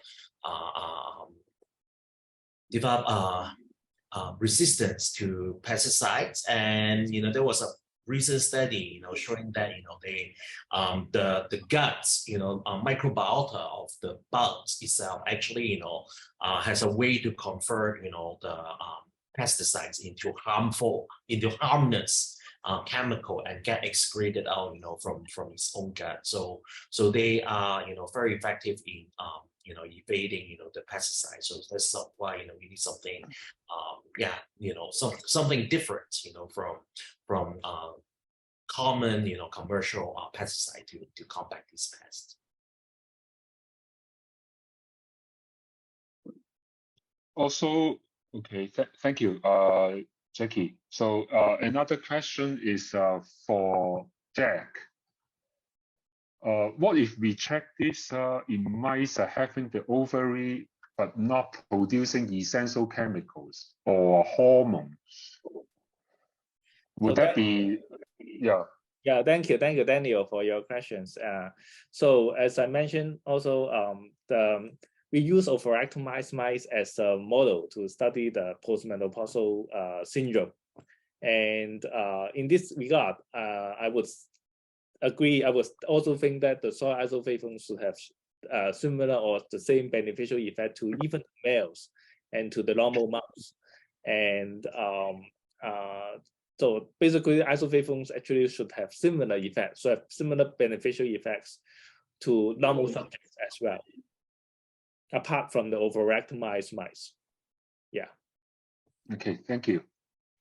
Okay, so with that, so are there any other questions from the attendees to the speakers here? So I do have general questions for like for Ndiko or for Samuel, like a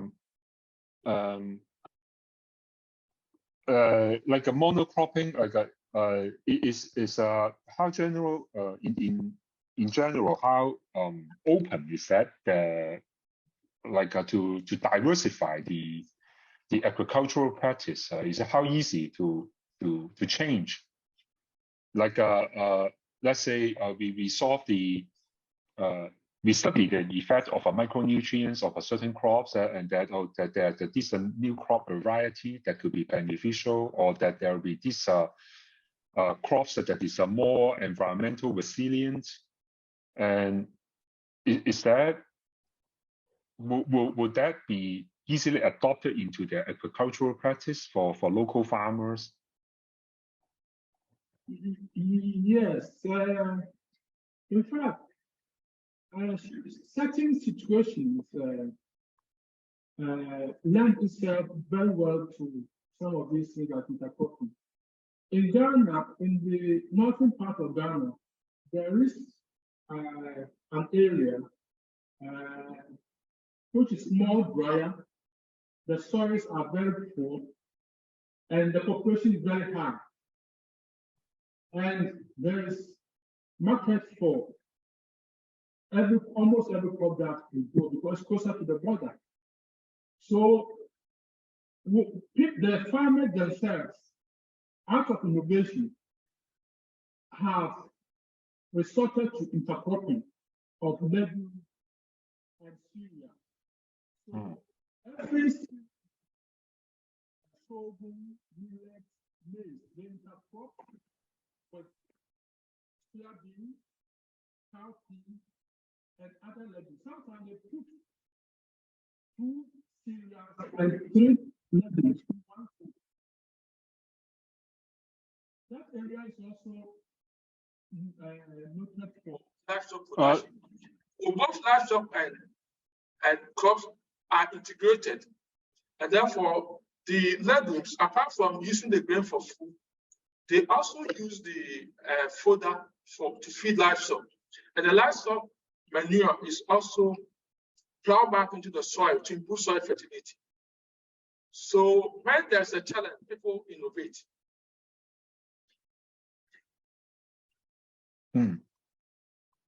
So okay, yeah, right.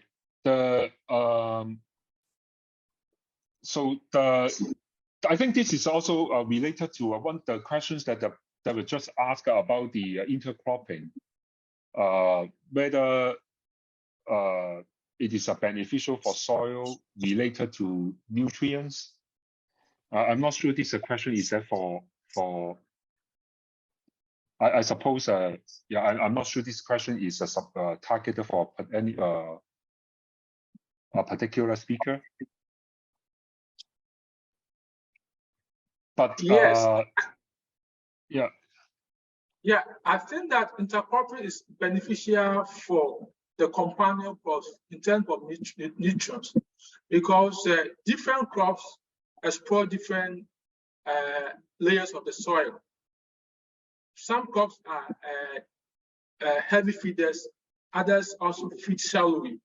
So when you intercrop maize and legumes like cowpea, they exploit different soil volumes.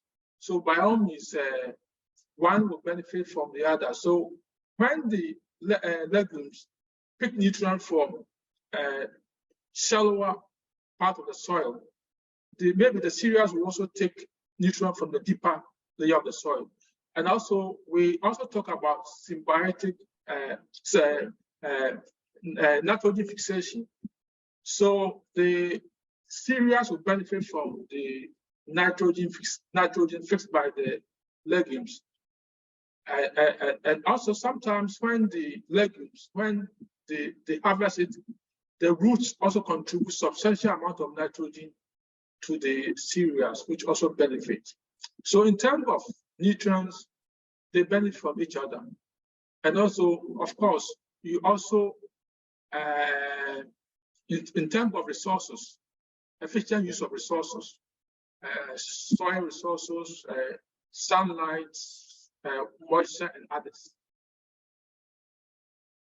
Yeah, thank you for Samuel's response. So I guess also allow me to interject is that this is also related to the next section when you talk about the soil nutrients and the contributions of the microbes to the interactions. And so that's why for all of you, please stick around, okay? Stay for the talks in the next sessions. There'll also be a series of very interesting contributions by our other speakers. So I see the time that we are quite overrun. So Jerome, shall we move straight to your section?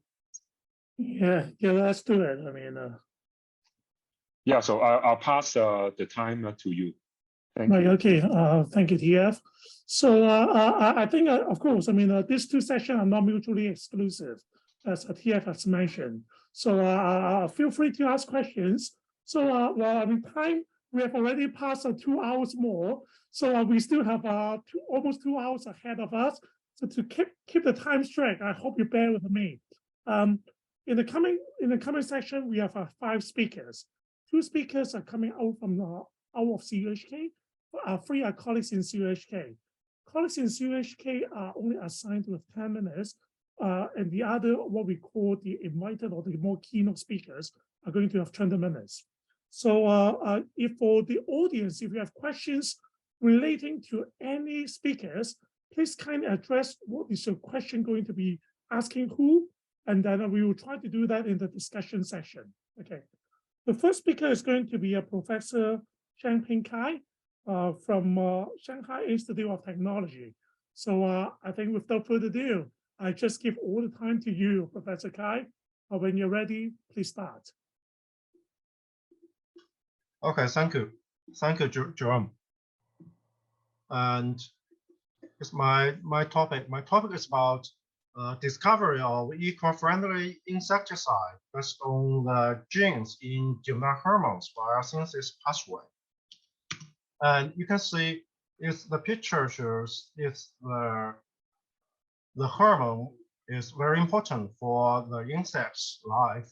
And in our life, we are focused on the genomic hormone biosynthesis pathway and discovery of the eco-friendly insecticide and the targets. And we also to find some biological control technology. And this picture shows the genomic hormone biosynthesis. You can see there are so many enzymes in the pathway. But the question is any enzyme can be the insecticide target? So that's the first question. So we should find from the pathway, find the key enzyme. And first we do to dissection the other tissues.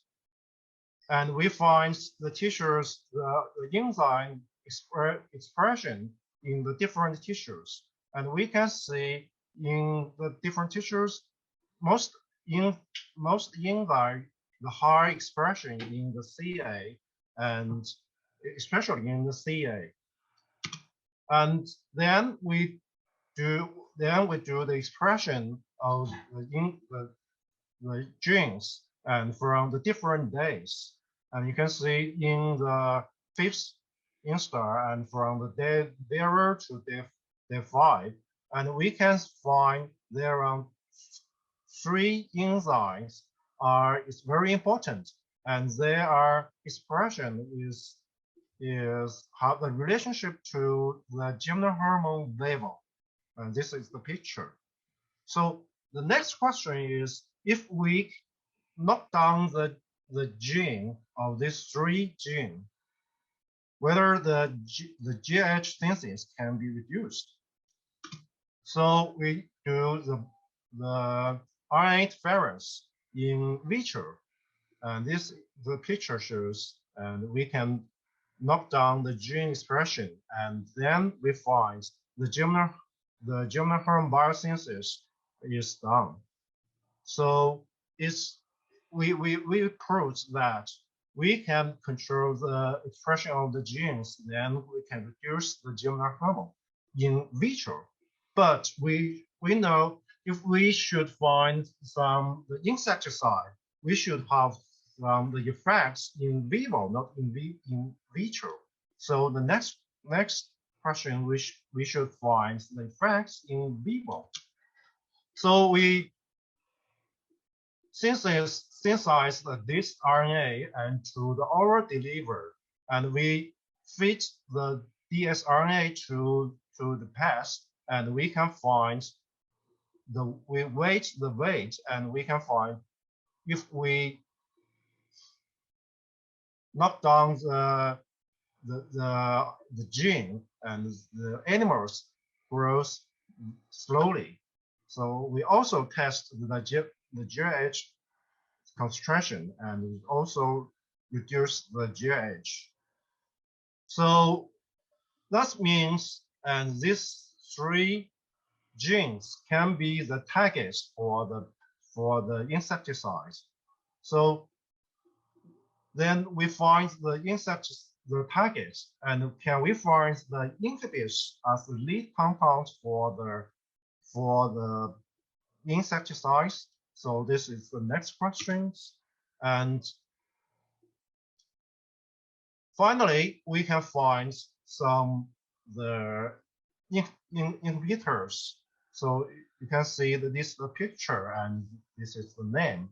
And we can find if we fit the inhibitors, and the past GH biosynthesis can be reduced. And we also find they can cure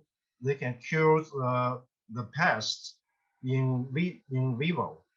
So at last we find the FOL and GHAMT and CYP15C1 can be the potential targets for the pest control. And we find a strategy. We found the pest genes relate to GH biosynthesis, and we do the mRNA expression and do the RNA experiments, and then we find the inhibitors to find the 3 targets and to find some lead compounds for the insecticide. And right now we are doing we also find some new inhibitors, and we also do the RNA experiments for the pest control. Another job, and we do the no peptide ST inhibitors. And this picture shows the orthostatin is the natural peptide from the insecticide. It can inhibit the GH biosynthesis in the pest. And this is the picture. So you can see this peptide are so big, and this cannot be used for the pest control. So first we sure the C-terminal tripeptide is the core region, and we take them to the lead, the first lead, and we can find it have the poor effect in vitro and no effect in vivo. So it cannot be used for the pest control.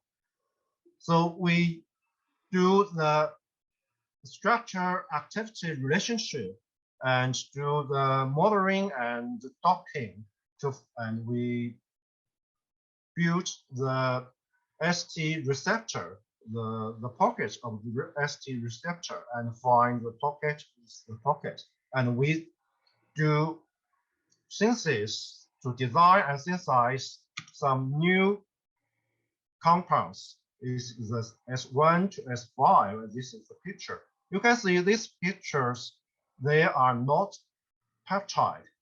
It's the organic chemistry, and we can do the organic synthesis and very easily. And this picture shows that they have a good effects for in vitro and in vivo. And we fit these compounds, and we can see the S1 and S3 have good effects for the control pests, and it's the similar and good than the conventional insecticides. And this picture and these compounds have good oral toxicity and excellent water solubility, and that's just that they can be considered as a potential insecticide for the pest management. And you can see this picture, the peptide can have a poor water solution. So we cannot use, we can dilute the peptide into the water, so we cannot use for the pest control. But other compounds can have a good water solubilities. And we also do the HMGR inhibitors. But in many animals and many lives, we can find the HMGR. So the question is the HMGR is good targets for the insecticide discovery, because any animals have these targets.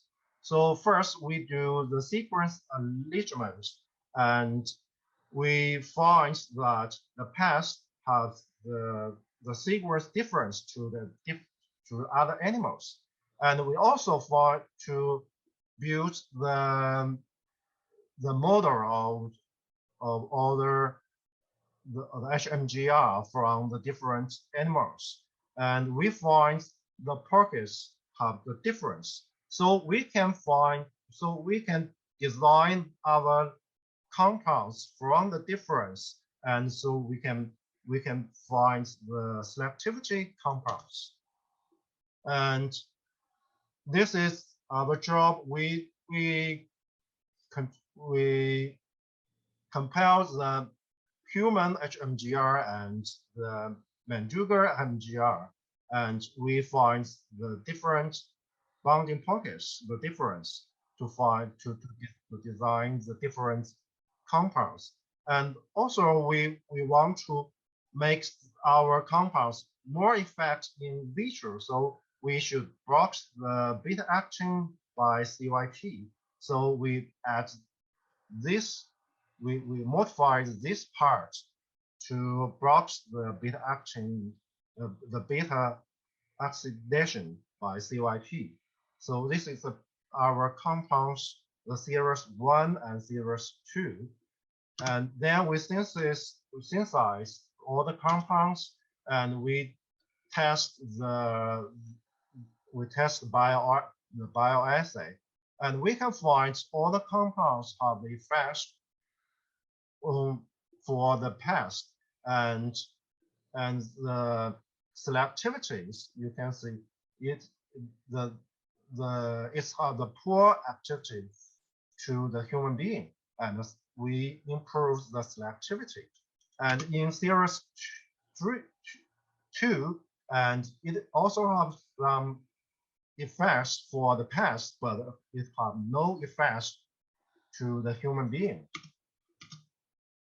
So our compounds can improve the activity in vitro, and we have found it has the feeding, we feed the compounds and kill the pest. Is the picture of the pest, and it has always see their activity. And all the compounds also have the growth regulation, you can see the test the compost, it grows very slowly, and when it's the pupa, it cannot have it will kill in the it will be killed in the pupa, the pupa. And thanks Professor Chao and Professor Yang and Dr. Chen and my students, Li Yuanmei, Zhang Yangyang, Ying Yue, and thank you for your attention. Nice. Okay, thank you, Kai. Excellent talk. Very interesting.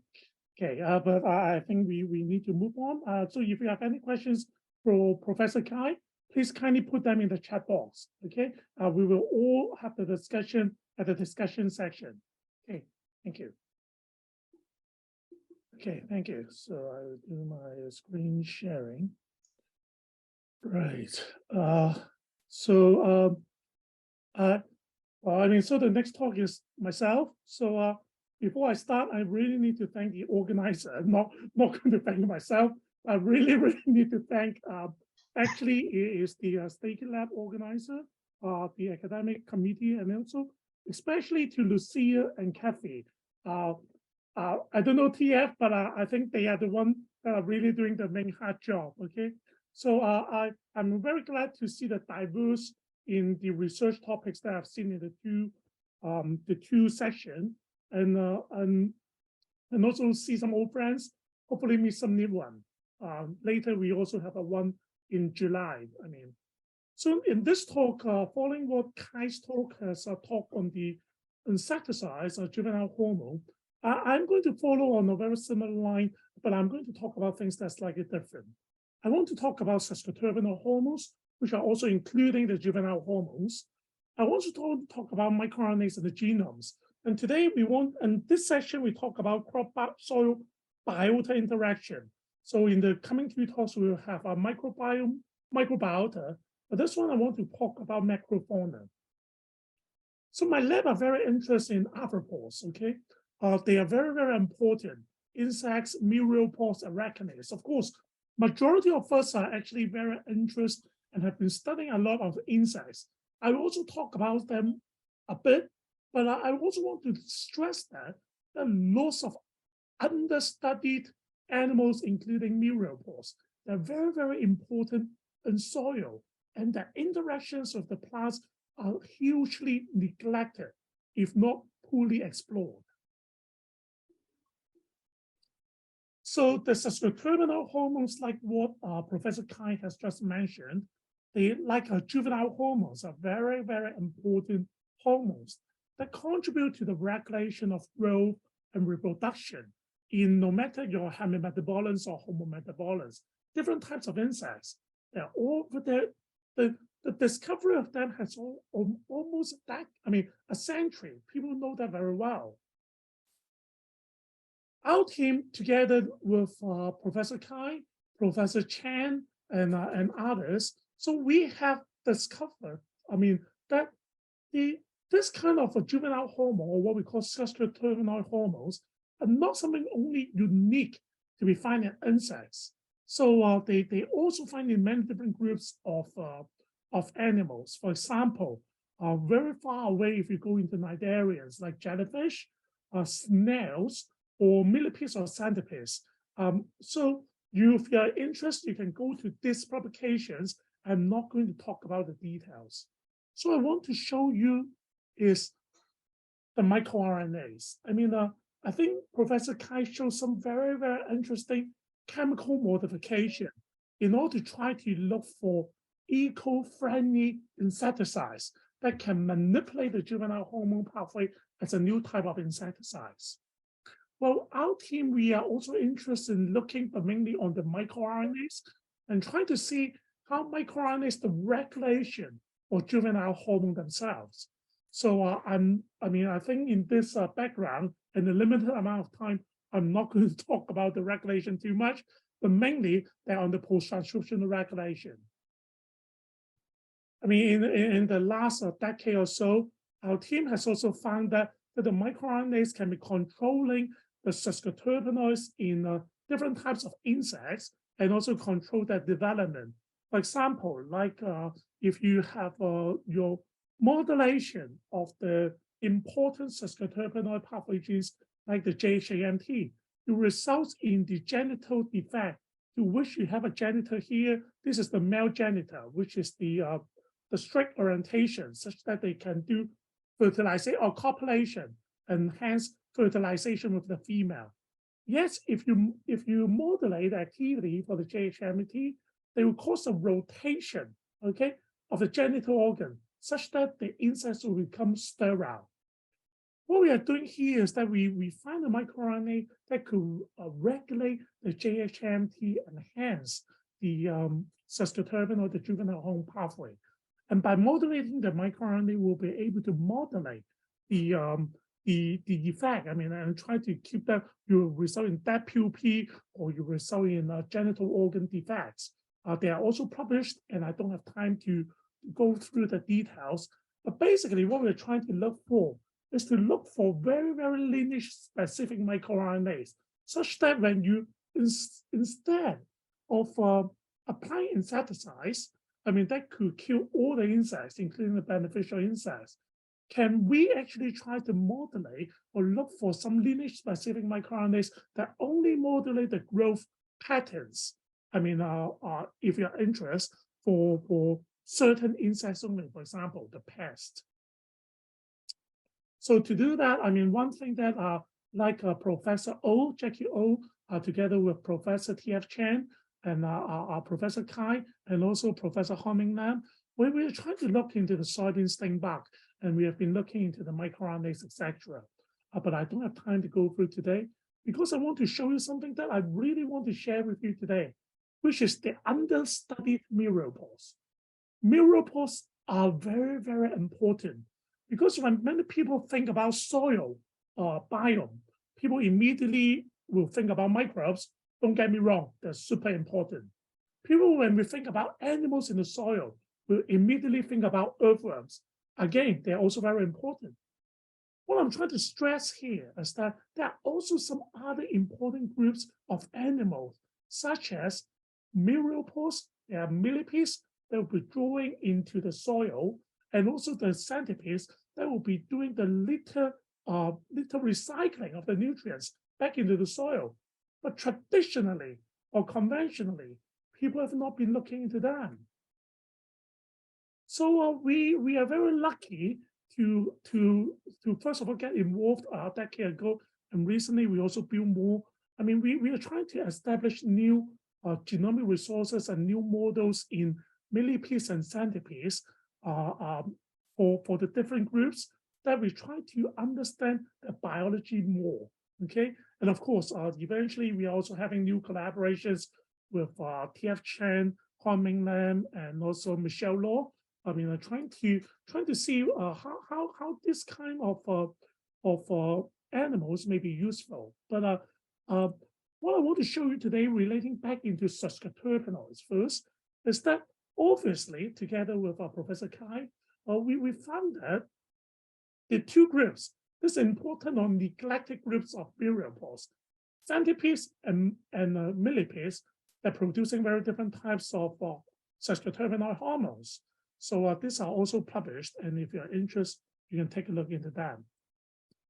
So last but not least, I mean, before I finish my talk, I would also like to echo what Professor T.F. Chan has mentioned, that we have the facilities in Hong Kong, actually at Chinese University of Hong Kong, together with all 8 publicly funded universities in Hong Kong. We have purchased and installed the peptide sequel2E. So we are able to do lots of genome sequencing that will be able to assist. So with that, I really need to thank lots of collaborators, Alex, David, Peter, Bill, and also Kai. For my colleagues at CUHK, T.F. Chan, Homing Lam, Michelle Law, and also Jacky O. Special thanks need to go to Michael Acom, because he's the first one to do the centipede genome, and I very kindly involved myself in. And of course, I mean, both Kai and myself will need to pick great thanks to Steve, who has passed away earlier. So funding, etc., are coming from Research Grant Council, and I need to thank people in the lab to do the work.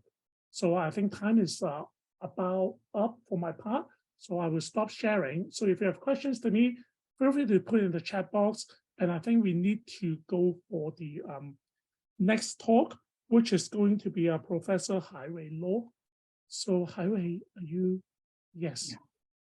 So Haiwei is also our colleague at Chinese University of Hong Kong.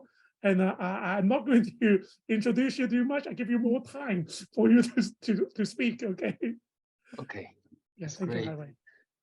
Okay, thanks for this great opportunity to introduce some work about microbial evolution and its co-evolution with legumes. Okay, so here microbes will refer to bradyrhizobia. So I think people in this group of audience probably are very familiar with that the fact that bradyrhizobia is a very good friend of the legume plants because they form nodules within many different legume plants, and they fix nitrogen and provide nitrogen to the legume plants.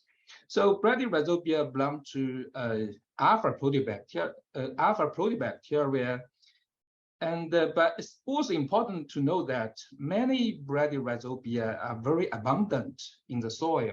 So this part is frequently missing when people are talking about bradyrhizobia.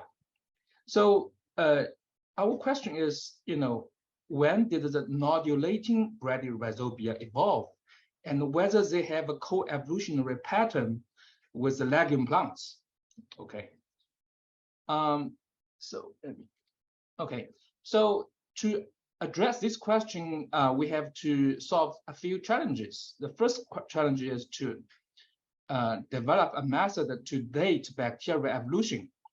So dating evolution needs different fossils, so that is very important. But in the bacterial world, fossils are very, very limited. So people usually use fossils that in cyanobacteria. Okay, so you can see that cyanobacteria have some fossils. So people use these fossils to calibrate alpha protobacteria. So you can see this have very large evolutionary distance. So it's not going to be very accurate. Okay, so then we develop another method. So based on the idea that most eukaryotes have mitochondria, and the mitochondria actually rooted within alpha protobacteria. Actually, they form sister group of alpha protobacteria, and because mitochondria, refer to different types of eukaryotes, which have different types of fossils, then we can borrow the fossil from eukaryotes to calibrate alpha protobacteria by building a bigger tree that consists of both alpha protobacteria and different lineages of mitochondria. So in this way, we got a very big benefit. The benefit is that in our tree, we got both eukaryotes and alpha protobacteria. In this way, we can co-estimate the timing of legume plants and the bradyrhizobia. So our method is actually published recently here. And then, so that is the first technical challenge we actually resolved. The second challenge is the sampling bias. Because you know that in the database, okay, if you look at the bradyrhizobia genomes, you will see that most of them are nodulating members. But if you go to the nature, you sample the soils, you probably will know that bradyrhizobia, what I mean is non-nodulating, free-living bradyrhizobia. They actually probably is more abundant than the nodulating ones. So in order to constrain the timing of nodulating bradyrhizobia, so we need to do more sampling of the non-nodulating members. So our effort actually started a few years ago, and here is one of the recent publications. But these efforts are not sufficient to constrain the timing of nodulating bradyrhizobia. Then we do further sampling from different types of the terrestrial ecosystem, from different sites. And then we isolate many bradyrhizobia. Okay, so our goal is really to constrain the different the timing of the different groups within Bradyrhizobia genus. So a few years ago, people reported or they separated the different groups of Bradyrhizobia into different supergroups, like Jacky supergroup, Alkali photosynthetic supergroup, Japonicum supergroup. Okay, so what we found from our bacterial isolation efforts is that we are very lucky. We got 16 new isolated strains. Okay, so phylogenetically they located at the basal position of the nodulating Japonicum supergroup. Okay, then we quickly look at their genome content to see whether these basal groups, which are not from the legume roots, okay, they are from the different soil ecosystem I just mentioned. And we found, okay, they don't have nod genes, okay, and they're located at the basal of the Japonicum supergroup. So basically, and the remaining ones, most of the remaining ones, okay, so they actually have the nod genes, which shown here as the green dots. So you can see that the lifestyle transitions happen here, basically. Okay. Then we take a look of the species tree. We can see that Japonicum supergroup, the root is here, okay, root of the genus Bradyrhizobia here. So obviously the Japonicum supergroup evolved most recently. So they are youngest supergroup from the species tree. But if you look at the symbiotic gene tree, for example, nod gene tree, you can see that, okay, this color represents the Japonicum supergroup nod genes. All other supergroups nod genes are embedded within Japonicum nod genes, which means Japonicum nod gene evolved earliest. And they transferred, these genes then transferred to different other supergroups within Bradyrhizobia. So you can see that Japonicum supergroup evolved most recently in terms of the species relationship, but the nod gene represents the oldest group for the Japonicum supergroup. So you can see that the species evolution relationship and the symbiotic gene evolution relation, they are decoupled. Okay, so we also looked at the type 3 secretion system gene trees. So you can see, so type 3 is very, very important to finally establish nodulation, okay, for Bradyrhizobia. You can see again, just like the nod genes, okay, the oldest ones still is Japonicum type 3 secretion system, because all other supergroup T3SS are embedded within Japonicum supergroup. Okay, so the pattern is the same. So then naturally we want to estimate the timing, co-estimate the timing of legume plants and the Bradyrhizobia and their different supergroup. So the question is whether Bradyrhizobia, they co-evolved with legume. You can see the first Bradyrhizobia cell is here. They are much older than legume.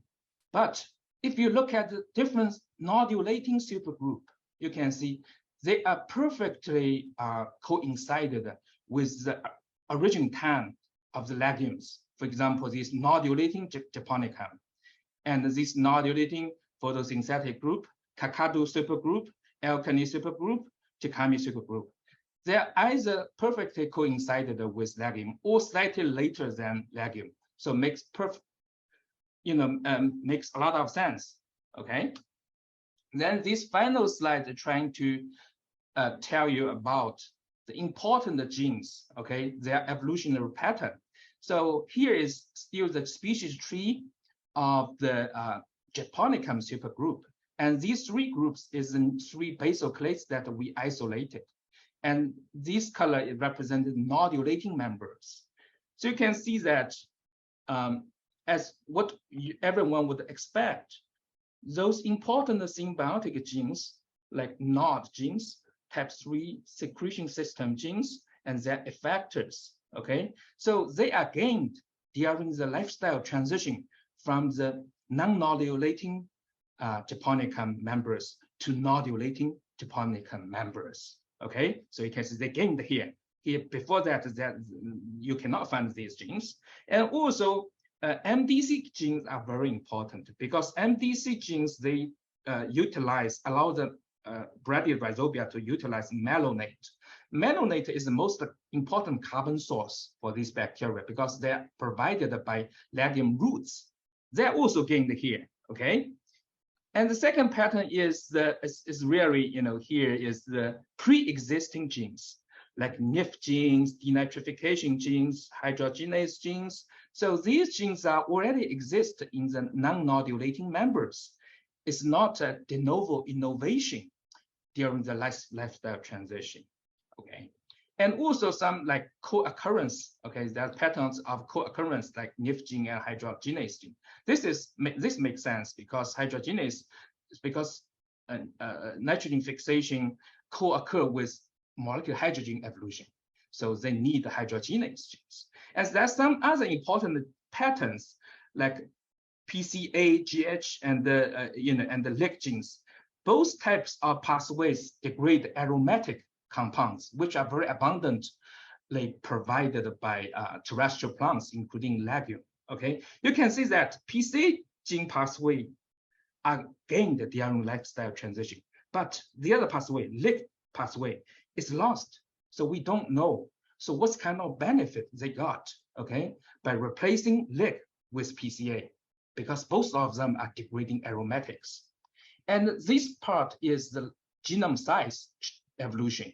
You can see that during the lifestyle transition, there's a sudden surge, sudden rise of the genome size, okay? So it also makes sense. And also there's a lot of independent loss of the lifestyle from nodulating to non-nodulating.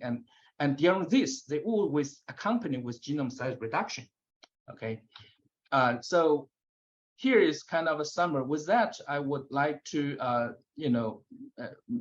thank our lab members, in particular, Sishuo, my postdoc, Sishuo, and my PhD student, Lu.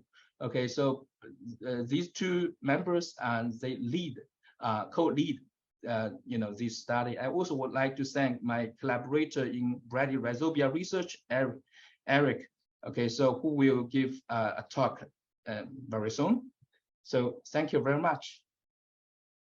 Right, thank you, Haiwei, the interesting talk. So if you have any question for Professor Luo, so please, kindly put them in the chat box. We'll deal with all of them together during the discussion session. So without further ado, our next speaker is Professor Eric Giraud, who is the research director on the Plant Health Institute Montpellier.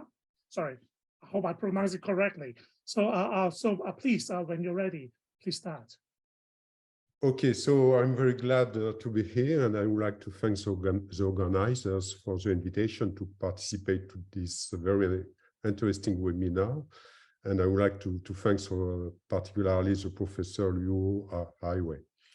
I am pleased to present here our recent data on alternative symbiotic processes that do not rely on the node factor, but on the type 3 secretion system between bradyrhizobia and a tropical legume Ascinomena indica. Well,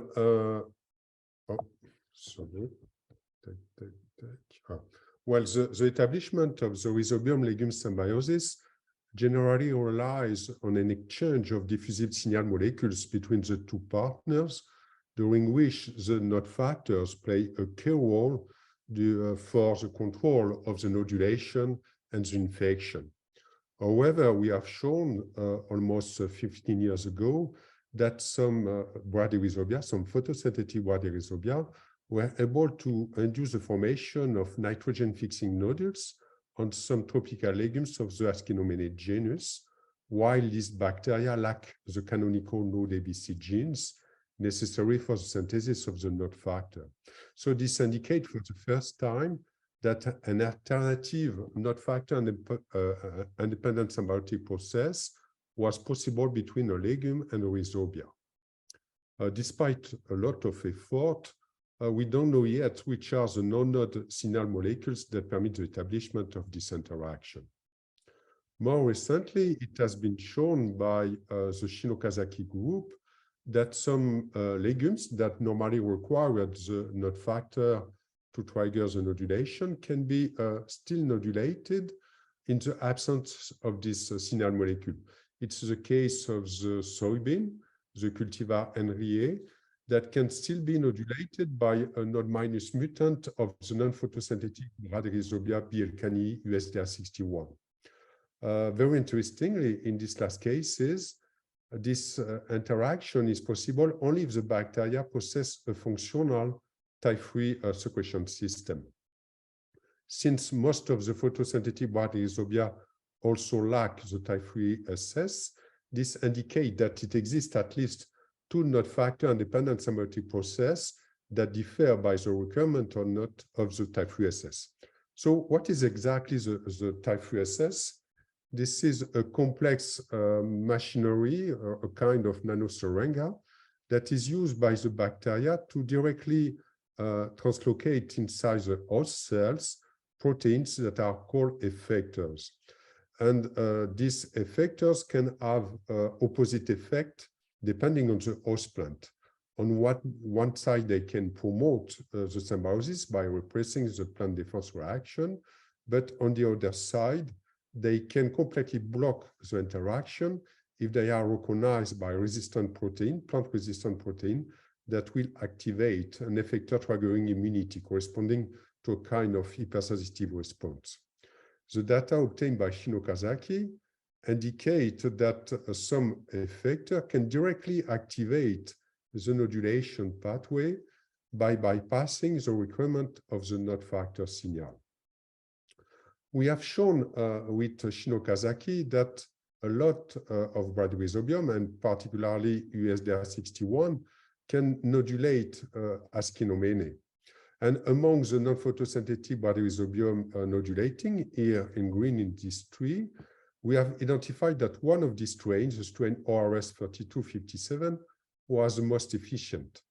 In contrast to the strain USDR61 that only induce nodules which are inefficient and for which the infection is limited to the intercellular space, the strain 3257 induce nodules which are infected intracellularly and for which we can detect a weak nitrogenase activity. If we mutated the nodes, there is no effect of the mutation on this interaction. But if we mutated the type-free SS, we completely abort the nodulation, confirming that this interaction in these last cases do not depend on the node factor, but only on the type-free secretion system.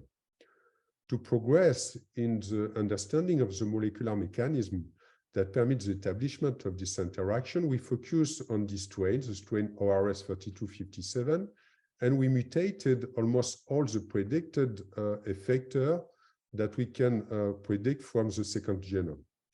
And so the analysis of the symbiotic phenotype of this mutant led us to see that this symbiotic interaction relies, in fact, on a cocktail of 5 effectors that play a complementary and synergistic role.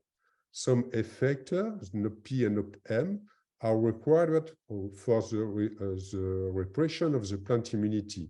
They are necessary to permit a chronic infection of the nodules. The 2 effectors, NOP-AB and NOP-T, are required for the intracellular infection of the nodules. And finally, we identify a new effector that we name RNA for effector required for nodulation that permit to trigger the nodulation process. As we can observe here, the RNA mutant lost its ability to nodulate. So what can we say about RNA? This is a protein of around 370 amino acids that display no homology with non-functional domain, except the presence of a nuclear localization signal. And as we can observe here, when RNA is translocated into the host cell, RNA is located inside the host nucleus. Furthermore, we have shown that when we express RNA in transgenic area root line of Askinomene indica, the transgenic root line induce the formation of nodule-like structure in the absence of the bacteria. So this data led us to assume that RNA may act as a modulator of plant gene expression to activate the nodulation program. Interestingly, during the interaction between glycine max and the strain USDR61, this is not RNA that governs the nodulation. This is another effector that was named BUL25 that controlled this nodulation. Interestingly, BUL25 and RNA are two distinct proteins. BUL25 is a very large protein of more than 1,000 amino acids that is also targeted to the host nucleus and that do contain at the C-terminal part a sumoprotease domain. So this data show that it exists a family of new effectors that we propose to call ET node for effector triggering nodulation that are able to activate the nodulation program using different mechanisms. So our goal now is to better understand the mode of action of this ET node, and in particular, try to characterize the molecular targets of RNA, and also to try to identify, to better characterize this ET node family by identifying new ET node of this family. And I will focus my talk mainly on this last aspect. So for this purpose, we have tested the symbiotic property of a very large collection of Bradyrhizobium strains, which genome is sequenced. These strains come from different parts of the world. They have been isolated for a large part from different nodules of various legume species, but also for different environment, soil or water environment. And so what we can observe is that on around 200 strain tested, around a third was able to induce nodules on Ascinomene. And we can distinguish 6 different phenotypic categories. So from the less to the most effective, we have strain that are node minus, such as the strain USDR110, strain that induce only a weak number of nodules on a limited number of plants, strain that induce a large number of nodules and for which we can detect an intercellular infection, such as the strain USDR61, strain that induce a massive mass of nodules on the root system, but for which the infection remains limited to the intercellular space, strain such as the strain ORS4257 that induce large nodules with an intracellular infection and for which we can detect a weak nitrogenase activity. And finally, we have some strain that induce small nodules which are perfectly round-shaped and for which we can detect a very high nitrogenase activity.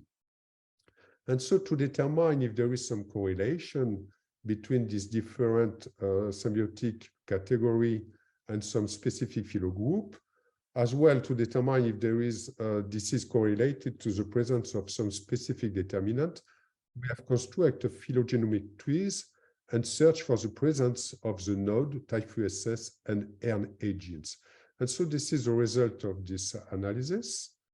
The phenotypic properties of the strain is indicated by using different color for the name of the strain, the node genes by a green circle, the type-3SS by a yellow circle, and the presence of RNA by a red circle. And so what we could observe is that the efficient strain that fix efficiently nitrogen for the plant are only restricted to the bacteria belonging to the phylogroup. And so this strain, for most of them, they lack the node and the type-3SS and use what we call a node factor independent type-3SS independent symbiotic process. By opposite, all the other nodulating strain were scattered in the different main supergroup that we can identify in the Bradyrhizobium genus. And very interesting, all of them do contain a type-3SS.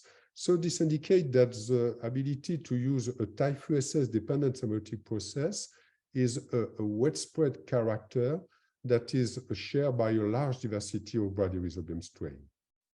Among these 55 strains, 42 or 3/4 of the strains do contain an RNA homologue, and this supports the possibility that RNA play a general role in the induction of the nodulation in these different strains. But more interestingly, we identify 13 strains that are nodulate as Kinomene, why they lack an RNA homologue. And so this indicates the existence of new ET node. So to identify this new ET node, we first focus, this strain belongs to the Kakadu phylogroup, one strain. 2 other strains belong to the Bielkani phylogroup, and the others belong to the Bijikamae phylogroup. So to identify this new ET node, we first focus on the strain NAS96-2 from the Bielkani phylogroup that is surrounded by 3 strains that are node minus, while they contain a typhoeus. And so we compare the predicted effectome between these different strains.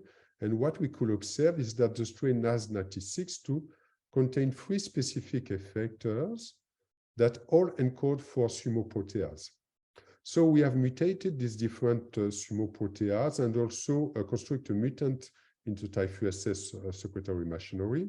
And what we could observe first is that the mutation of the typhoeus completely abort the nodulation, confirming that the nodulation is the typhoeus is absolutely required for this nodulation. Furthermore, on the 3 sumoprotease tested, we observe that one mutant in the SUB3 is also completely abolished in its ability to nodulate, indicating that in these last cases, this is SUB3 that should govern the nodulation. So let me say a few words on the SUMO and the sumoprotease. The SUMO is a small protein related to the ubiquitin family that is used by the eukaryotic cells to modify post-transcriptionally plant full of proteins. The addition of a SUMO group, or in contrast, the deconjugation of the SUMO group by sumoprotease, completely modifies the biology of the proteins, such as the localization of the proteins, the ability of the protein to interact with different protein partners, the enzyme activity, or the stability of the protein. So we have searched the presence of the sumoprotease domain in the proteome of our protein Bradyrhizobium collection, and this permits to retrieve more than 200 sumoproteases.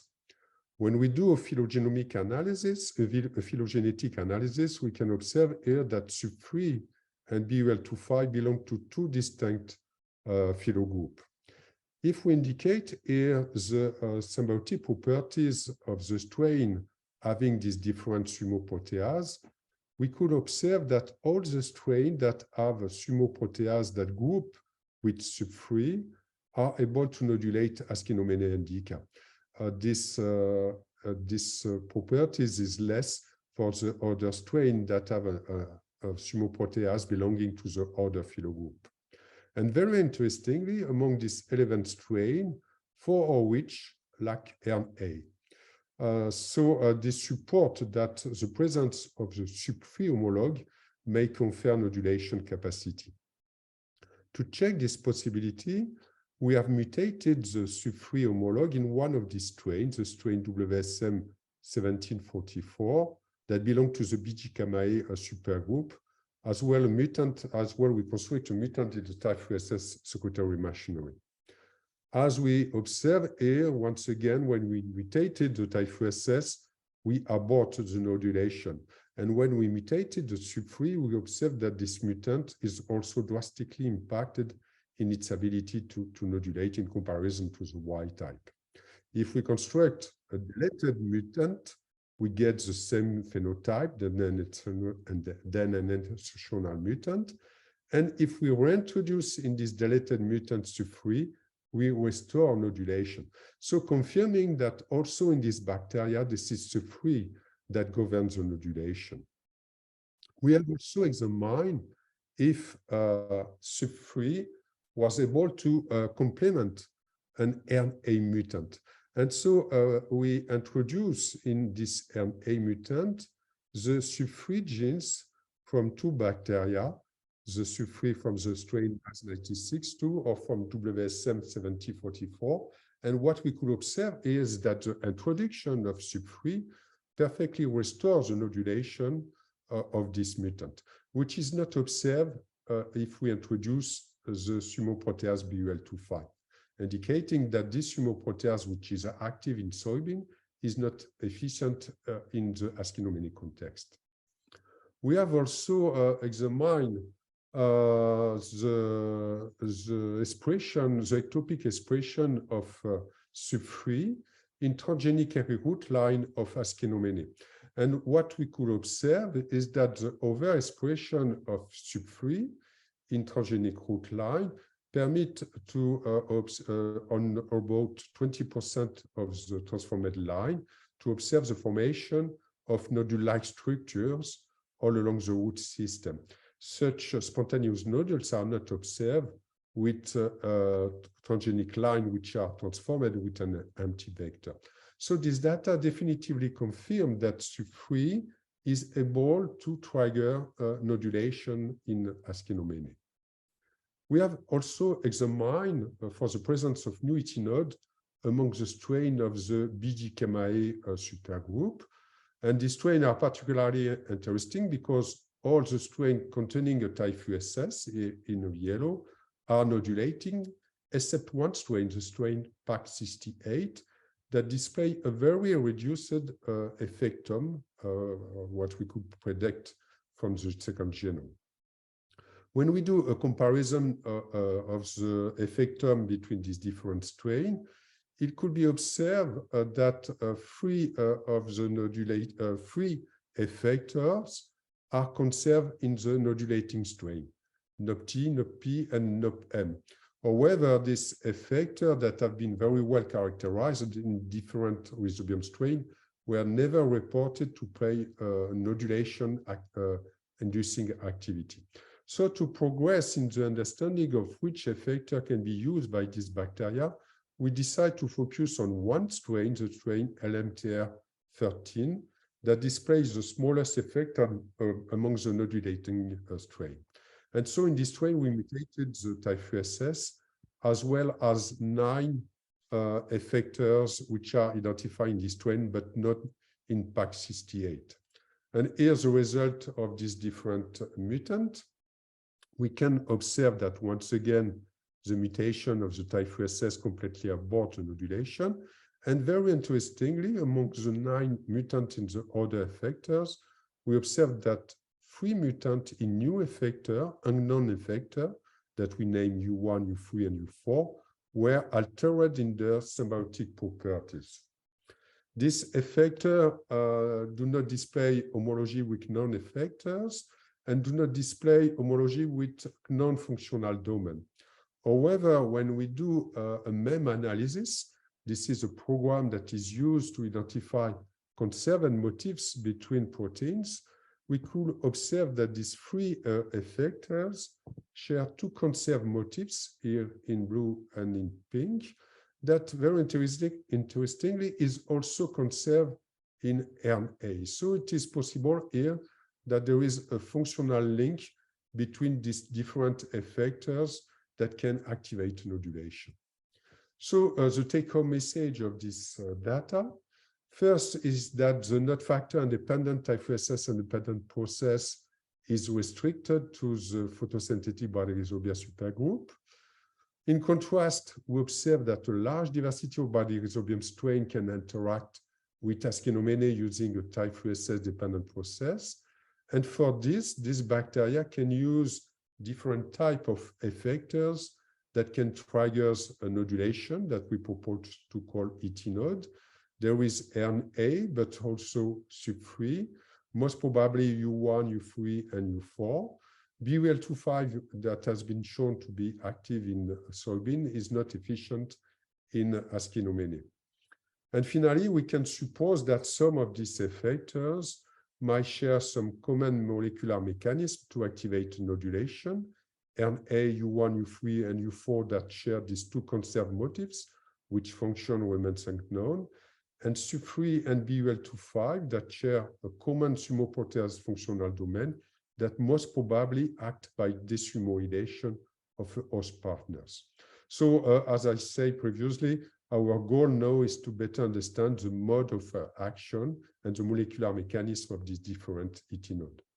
Yes, I would like to thank all my colleagues and collaborators that are involved in this project.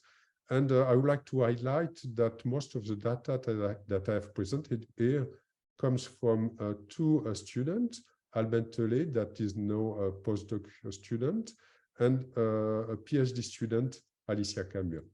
Many thanks for your attention. Right. I mean, thank you for the very nice talk. I mean, I learned a lot. So if you have any question for Professor Giraud, I mean, please, I mean, kindly put them in the chat box, okay? So we now need to move on to our final speaker for this session also today, before we go to the discussion section. So we have a Professor Silin Zhong. So Silin. So Professor Zhong is our colleague at the School of Life Science at the CUHK. So Silin, when you're ready, feel free to start it. Thank you. Okay, thank you. My lab work on functional genomics, so we don't sequence genomes, but we want to understand how genes are regulated.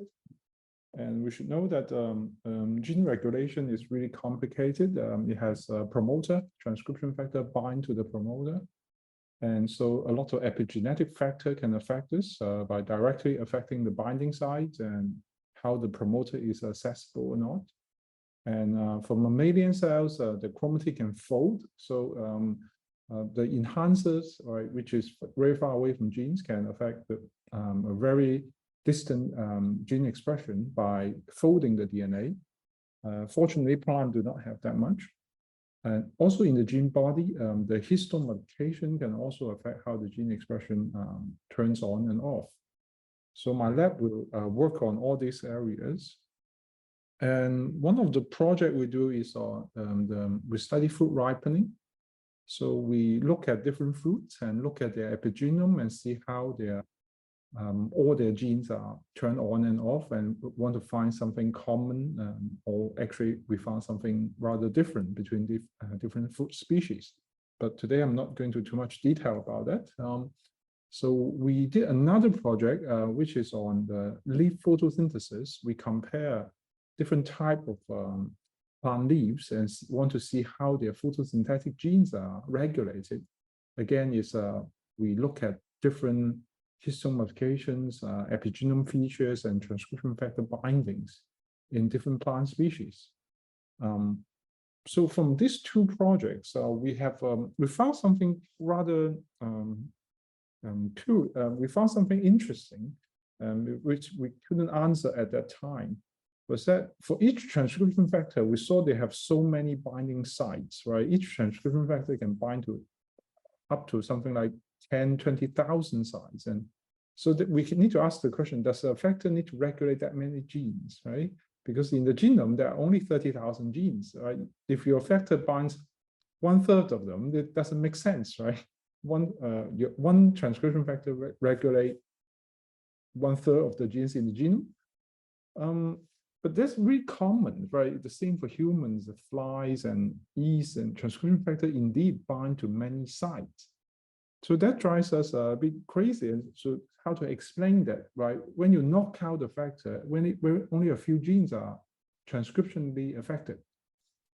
So we trying to answer this by comparing some known factors. We know their biological function in different plant species. So we pick one, which is a GLK transcription factor. If you knock them out, you affect their photosynthesis in almost all the plant species examined. So we know their conserved functions, right, biologically and genetically. But when we do a tripsy in all different plant species that we can get our hands on, we found that, well, actually around 10–20% of the binding sites are conserved. So that means a transcription factor, despite they have the same function in different plants, they have different binding sites. So they target different genes. Right? That gives us some idea of, because we can look into what are the species-specific genes and what are the species-shared genes that transcription factor can bind. So when we look at the conserved genes, we found that it's actually the conserved genes that are most transcriptionally dependent on the transcription factor. So when we knock out this factor, the conserved target genes, right, they will be differentially expressed. So that means those genes are, from an evolutionary point of view, they are very dependent on the transcription factor for expression. So it's really, that's probably one of the reasons why it's so conserved, because if you lose them, you lose the expression of the gene, so the plant might die. So that's one thing we found. And the other features we saw is that it has the binding of those conserved sites are often stronger. The genes that target by this conserved binding are often highly expressed in leaf, because we are examining a transcription factor that functions in leaf. And of course, there's some other features you can look at into the paper. But now there's another question. So if the conserved genes are very important, then maybe transcriptionally more dependent on the TF. But how about the genes that are not transcriptionally dependent on the TF? Then we look at the nucleotide diversity of those binding sites, because we have resequencing data from other groups. So the higher the nucleotide diversity means there's less selection pressure on it. If something is under strong selection pressure, they shouldn't change, right? So what we found is that if the differentially expressed genes and the non-differentially expressed genes have the roughly the same nucleotide diversity, right, near the transcription factor binding site, right? So that means despite the genes are not dependent on the transcription factor for expression, the site is still under pretty heavy selection pressure. So we just don't know what's the function of those, but the plan is they want to keep it, right? And we also, if that's the case, it makes it very difficult for us to understand what's the function of a binding site. So we do some machine learning and tricks, and to ask, can we predict whether the binding site has a transcriptional regulatory potential? And it turns out that the transcription factor are the factors co-binding. The co-binding information is really critical for us to predict whether one transcription factor binding have a transcriptional impact on the nearby genes. So that means gene expression is a very complicated process. It's not regulated by one transcription factor. So other factors might work with this factor to co-regulate gene expression. So I think that's the key message we learned from that study.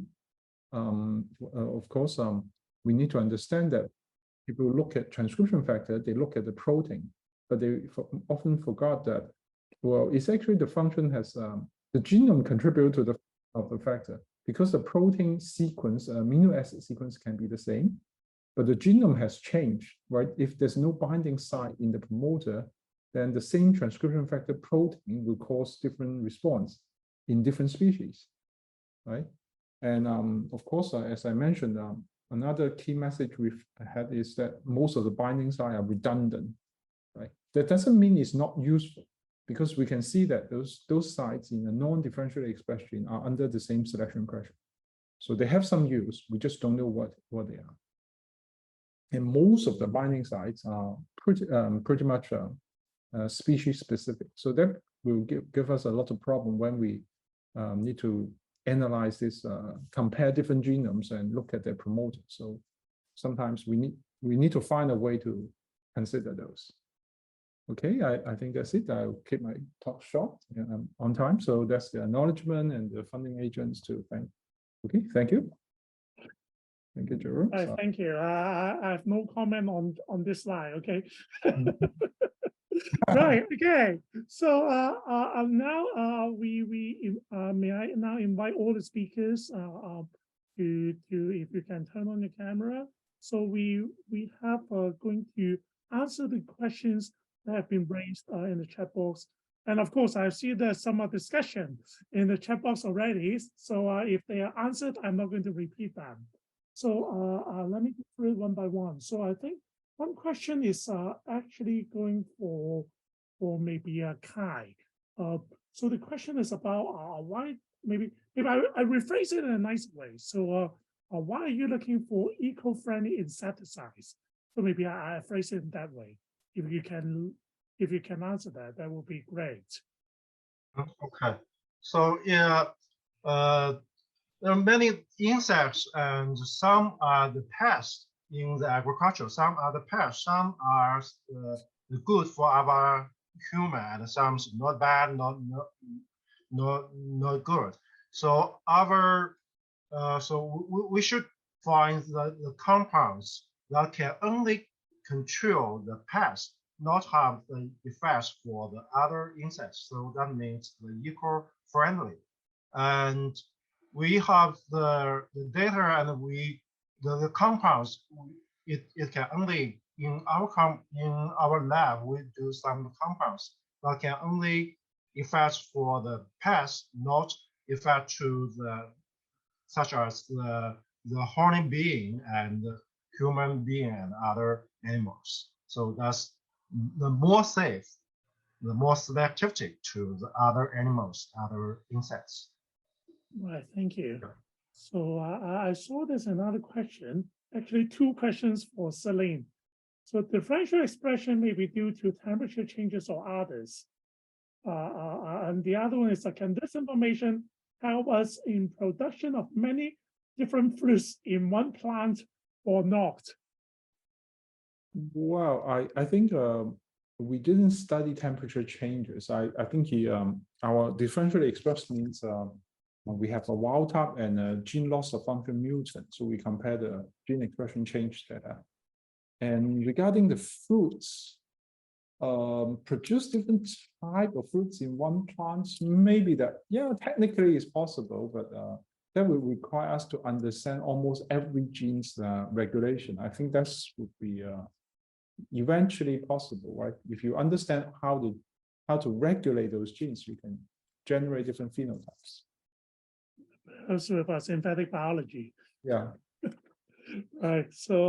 So maybe I think maybe I have a question for Eric. I mean, very nice. I mean, super nice talk. I mean, so what you're meaning is that, is it what we call another way is, well, am I interpreting it right in the way, or maybe also for Haiwei, is that, well, Haiwei showed that the nodulation gene, I mean, that could be low, I mean, or maybe gain later. But what you show is that there could be other factors contributing to nodulation. So if I'm trying to get it right together, please correct me if I'm wrong. I'm not a microbiologist, but am I right that there could be some of the proteins that are doing a similar function, and then one loss it, and then they're still going to help with the nodulation? Am I getting it right? Or yeah, not sure. Not quite. I understand everything. What is sure is that the type 3 genes are always found with no genes. They co-occur generally in the same locus, and apparently they have been acquired in the same times. In the normal life, when the bacteria interact symbiotically with a plant, they use nodulation to activate nodulation, and the type 3 most probably its main function is to permit a tolerance of the bacteria by the plant. So without this repression of this immune system, the nodulation is not efficient. So yes, there is a co-occurrence of nodes and type 3s, but in the case of Ascinomyces, the nodes do not play a role, and this is the interest to use this plant because we can study a symbiosis that is independent of the node factor. Otherwise, with the other plant, it's very difficult to appreciate only the role of the type 3 secretion system. I'm not sure that. Yeah, very, very nice.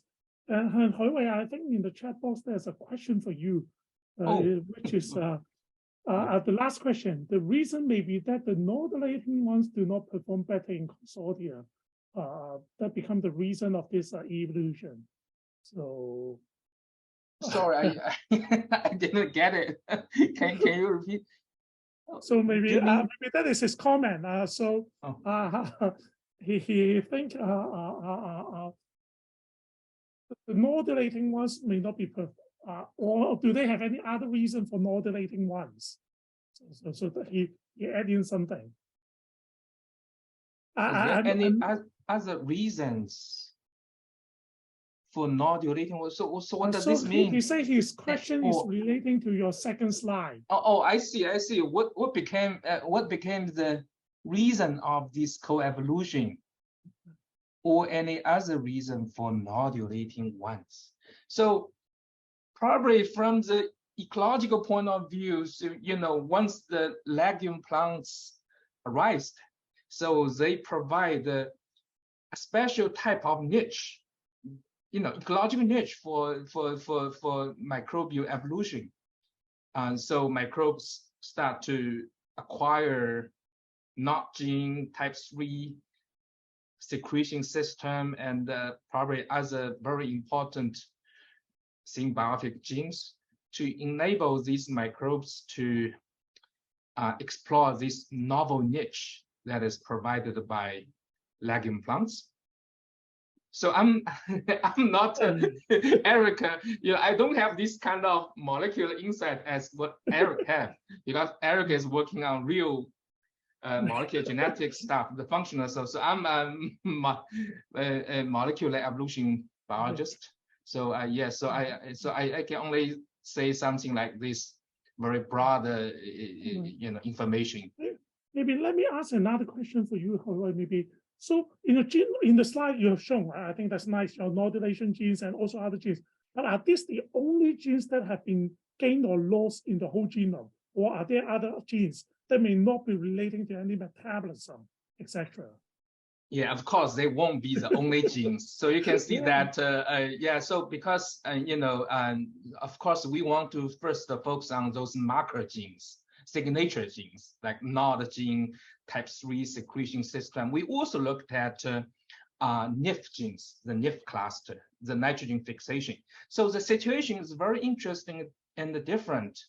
For the NOD gene and the type 3 secretion system, so we see a signature of gene gain at that time, or de novo evolution, like NOD genes. We actually, don't know any paralog of NOD genes. So if there's no paralog of NOD genes, it's kind of a de novo evolution of a new gene that is not. But for T3, type 3 SS secretion system is probably gained through horizontal gene transfer from other bacteria. But anyway, so they co-gained together. But for NIF gene, the story is different. We call NIF gene as pre-existing genes. That is before nodulation evolved. This gene, NIF gene, has already been there in earlier Bradyrhizobia, which takes free living lifestyle, not nodulation lifestyle. But we see a very interesting signature of increased evolution rate, as shown as by their very long branch. If we look at the NIF genes, so we did this kind of analysis showing that free living NIF gene to symbiotic NIF gene. So they transited 3 times at least. Each time they associated with an increased evolution rate, shown as longer branch.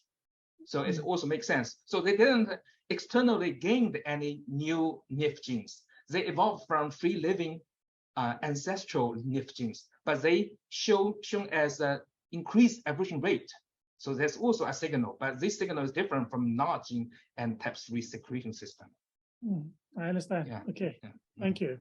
So there's still one more question.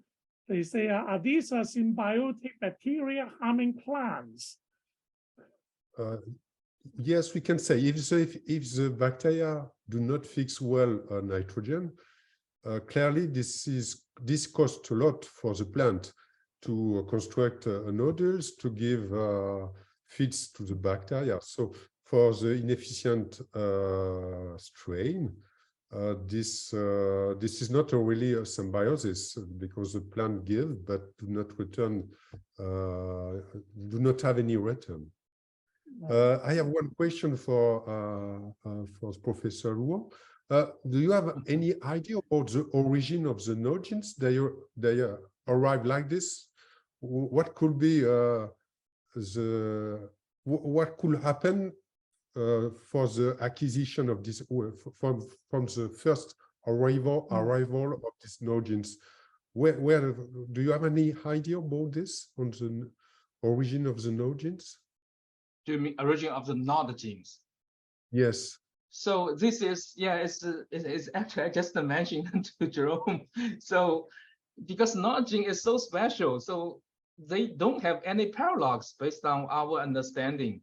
So if they have paralogs, probably they evolved from their paralogs, from gene duplication, right? But if there's no paralog, it's kind of de novo invention of these kind of node genes. But how these new node genes evolved, like from intergenic region or from any other pseudo genes, whatever, we have no clues. We have no idea. And also, yes. Bradyrhizobia node genes appears to be the earliest node genes compared to other rhizobia genus, like Cynorhizobia, Rhizobium, and the Mesorhizobia. It seems like Bradyrhizobia node genes appears to be the earliest version. So there's no way for them to horizontally gain from other bacteria genus. Okay. It's really kind of very interesting. And also, you mentioned the not free, the photosynthetic supergroup Bradyrhizobia. Although most of the photosynthetic supergroup don't have node genes, but I think yes. you definitely know that one bacteria member from photosynthetic supergroup also has node gene, right? So we actually build a tree together with that very particular member from photosynthetic supergroup, and that node genes represent one of the most basal. So they subtending with the other supergroup from Bradyrhizobia in terms of a node gene position, evolution, phylogenetic position. So, but there's only one member to tell the story. Yeah. Okay, we have to sequence more. We have other strain that photosynthetic Bradyrhizobia that have no genes. Maybe we have to change to to sequence more genes in this group of strain. Right. Okay. So I don't see there are any further questions in the chat box, and I think it's been very fruitful. I mean, not only for this session but for the whole day. So I personally learned a lot. I mean, so before we finish, can I invite Professor Chan to give the concluding remarks? So, Professor Chan. Well, I let you to do the concluding remark. But I do share with you that I learned a lot from all these talks today. And as I said earlier, we have this wide spectrum of expertise, and that covers many grounds. And with the theme that we want to address, that is the importance of how we could apply all this knowledge and the latest technology to tackle a global problem. And some of our research are really like technical, or but there are these real problems that need to be addressed. And so with this online symposium, I hope that it will be the first step, as I said to the invited speaker earlier, that we hope to invite all of you to Hong Kong to have a further discussion face-to-face this coming summer. That is already in the plan of a full week symposium at UHK in this coming August in Hong Kong. So I look forward to seeing all of you again, and maybe, and also even more people with us. Yeah. So I guess this is what I want to say. Jerome. I just echo what you say. We hope to see you. I mean, I enjoyed today's. I think it's a diverse, kind of expertise. Yeah. I hope we will be able to start some. There are already some existing collaboration, obviously, but how we will be able to do new collaborative across different disciplines is something that will be really, really good if we're able to do that. So I hope we will be able to discuss more in person when you are coming to Hong Kong at CUHK, and we can discuss more. So I think it's about time that people have lunch or have dinner. So I keep my mouth shut. So and also thank you for all the attendees to stick behind and stay for these few hours. And thank you so much. And okay, I'll see you all. Thank you. Bye bye. Bye bye. Bye bye. Thank you. Bye.